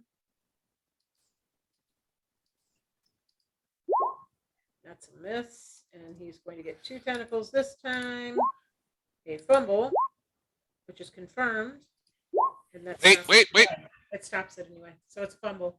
It's a confirmed fumble. All right. So let's go to the He chart on was the next. attacking this guy. All right. Let's see what happens to Squidward 2. Confirmed fumble, natural attack. Ooh, he's sharp. You take 1d6 points of damage plus your strength modifier. I don't know, does he have a strength modifier? Sure he does. He has strength 15, so that is plus 2, I believe. A 15? Oh, I'm not sure. I can look at the chart. I believe it's plus 2. Okay, Mike, that's so- correct, right? Plus 2 on 15 strength? Yes, So that means that he loses his plus 2 for attacks? No, he takes 1d6 plus 2 damage. Oh, got it. Okay, roll it. Okay. Well, he's your guy. You can roll it if you want. Um, Your call. I can roll it or you can roll it, whatever you want to do. 5 points. he Squidward had takes 5 5. points, so he's at 0. He's gone. Yep. He's a goner. Gone. All right. Round 4. How are we doing on time? We're doing That good. boat's on the shore. That boat's on the shore now too, isn't it? Boat's on the shore. So Ono. All right, fine. All right. Where is the water ogre that I just punched? Right here. Or just missed, you mean? Fine. All right. You know what? But the one that got you is right here. Now, all these Fae these are above you and they're flying around for another pass. All right. Shoot. You know. Oh boy. Wow. Shoot. I'm gonna assume if I try to swim back to shore, I'm gonna get eaten up. I don't know. This You've guy got a here? clear lane. If you go northeast, you got a clear lane, and both. Well, at least the one is fighting the squid, Okay. and you got to. I don't know that you would know this, but there's another squid inbound this round, but it won't happen until the end of the round.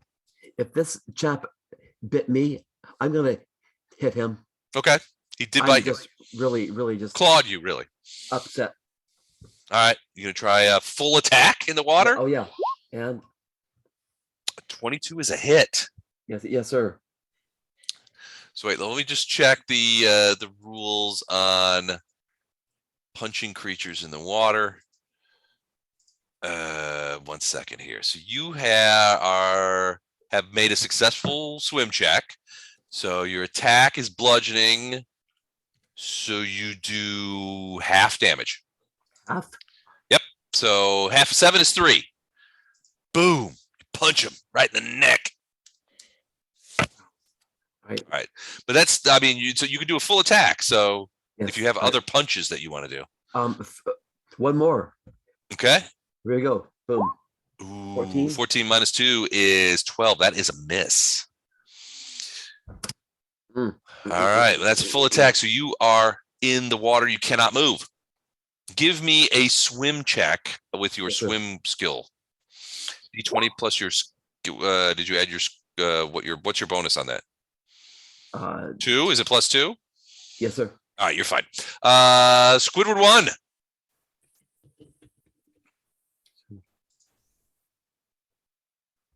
You're muted, Jen.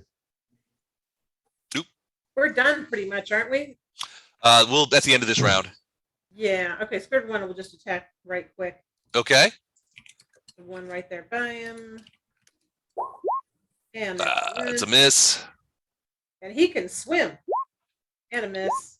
And a miss. Ooh. And yeah, that's it. That's it? Yeah, with the boat on there too, Vondrum's not gonna, he'll stop mid-cast. Doesn't matter. All right. Squidward 1 has now elapsed his summoning and is gone. I'm gonna get you out of here, dude. How'd you get in there all so deep? Swim. Marrow time. So it's Yeah. it's 11 o'clock and this is the top of the round. Are we stopping here? It's not the top of the round. No. It's the middle of the round. Oh no, It's swim Marrow. away. It's Marrow's time. Do you guys want to stop here and have the Marrows start the next turn, or you guys want to finish out the round? I'd like to see if Ono makes it, but I can wait too.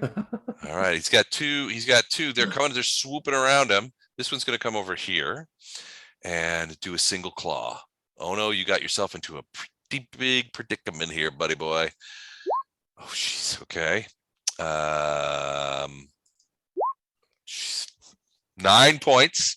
Ow. How many Uh-oh. points you got left, Ono?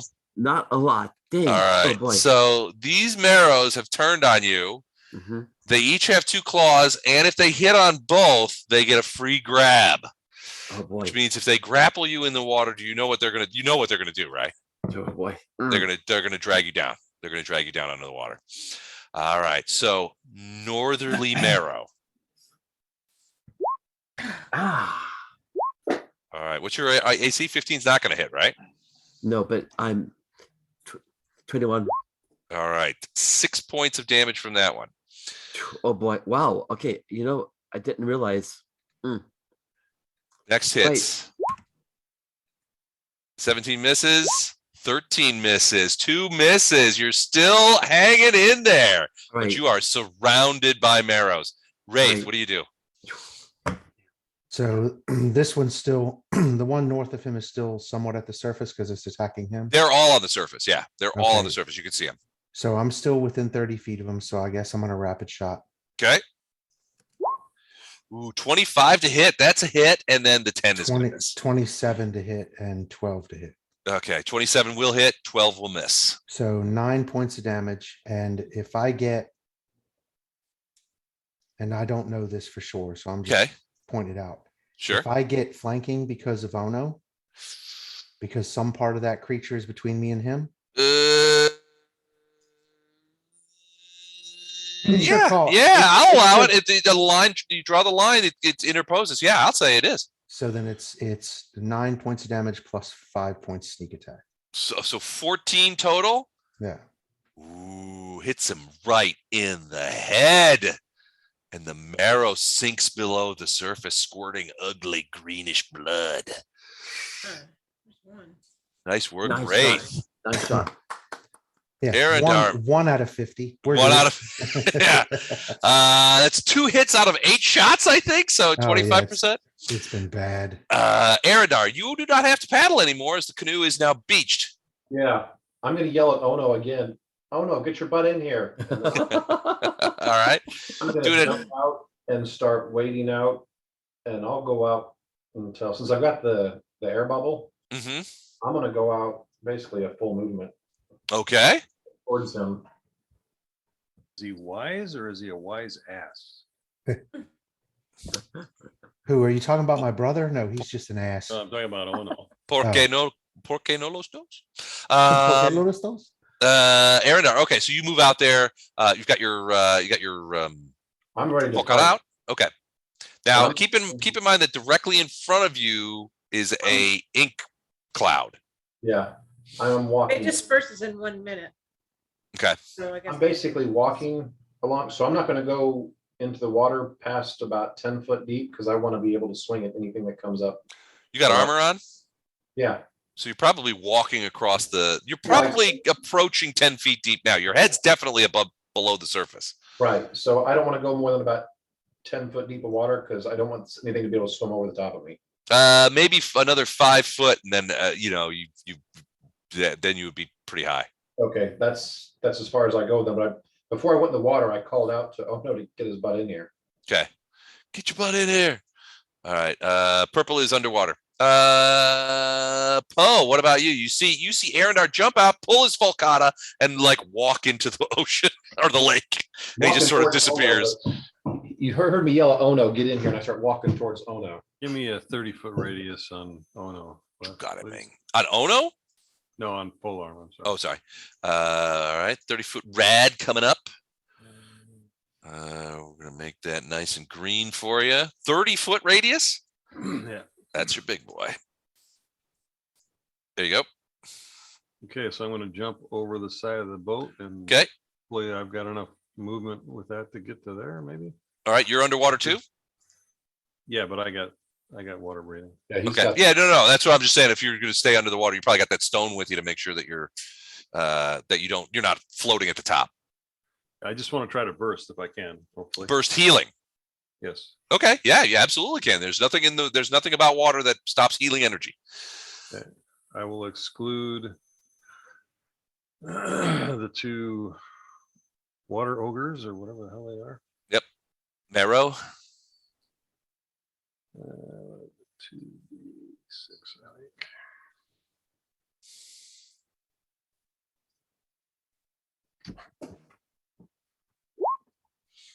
$10 points. Oh no, you get 10 points back, as does Arendar. If thank you. yeah. Whoever's down, Vaughn, you That should have been fine. All right. Did you add it, Ono? Not yet. Here it Ah. comes. Alright. And safe. All right. Yep. All right, Titus. This battle has gone from crazy to beyond crazy. Oh boy. You don't think that your ghost sound convinced any of those guys to move away from the battle. They're looking at Ono and they're just like, this is lunch. Right. Fresh meat in the water. Yeah, I can't say. Lunch I first, just- second sex Whoa. later.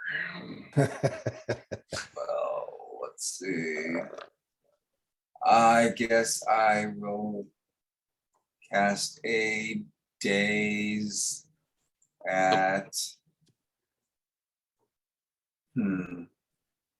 the one closest to Ono, right in front of him with the depleted hit points. Why am I not able to? This It's one the here? one right in front, just yeah. Okay. Okay, sounds good. You're casting Daze on him? I am casting daze. All right. So Daze is a will save, I know. What does that do? It just stops him. It's just he becomes fascinated by you. More or less. All right. That happens, a lot of times. I've been fascinated by you. All right. Loses next action. Loses next action. All right. Here's my will save. 12 is not going to be enough, is it? No, it's Uh, DC 15. All right. He is dazed. And he is staring at Titus and is just like, man, that human is pretty good looking. All right. Nice done, Titus. So he is dazed. He is out of action last night. Next time, pink equals dazed. And all right. Is that it for you, Titus? Or are you going to wade into the water? Everybody else? No, You're not going to do I that? know it's in that water. All right. Fair folk. They are taking up positions and hovering with their weirdo hummingbird wings And they are basically circling the two remaining encircling the two remaining marrows. And then they are all going to take a shot. The three over here at one, the three over here on the other. So let's do it again like we did before. And they have bless, so I'm going to add that. Here we go. First, top three, bottom three. 1 hit, 2 hits, 3, 4, 5. Wow. All right. So 2 hits on the northerly one. And that is going to be 8 points of damage. They get around, those arrows start hitting. And then 3 hits on the lower one, the dazed one. 4 again. 4 again. 3. Wait a second. Did I roll 4 4s in a row? Yeah.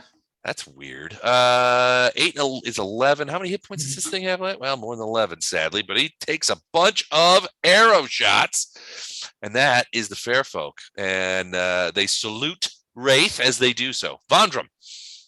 I'm just going to shoot magic missiles at this guy's going to be dazed the next round, so I'll shoot at this one. Okay, this one over here. Yeah. Okay. 2 of them. 10 points. Doesn't kill him, but it's down there. All right. Is that it for you? Do you want to? I mean, there's plenty of water. Water's feeling great. A lot of people in there. Nope. All right. We will start next time at round 6 of the Great Lake Battle. Thank you. All right. Thanks, you guys. This was awesome. Really fun. Very much appreciate it. And if we don't talk, have a great week. Yeah, I'm going All right. to try less. Good night, Bye, all. guys. All right. Good night. Your interview. Yeah, nail it tomorrow. Yeah, good luck tomorrow. Thanks. I appreciate that. Nailed And it. anybody who's interested and maybe on the fence about going to Gen Con this year, we are having our catalog meeting tomorrow night at 7. So let me know if you want me to include you. Thank you. All right. All All right. right. Take care, guys. Good night. Bye, guys. Take care.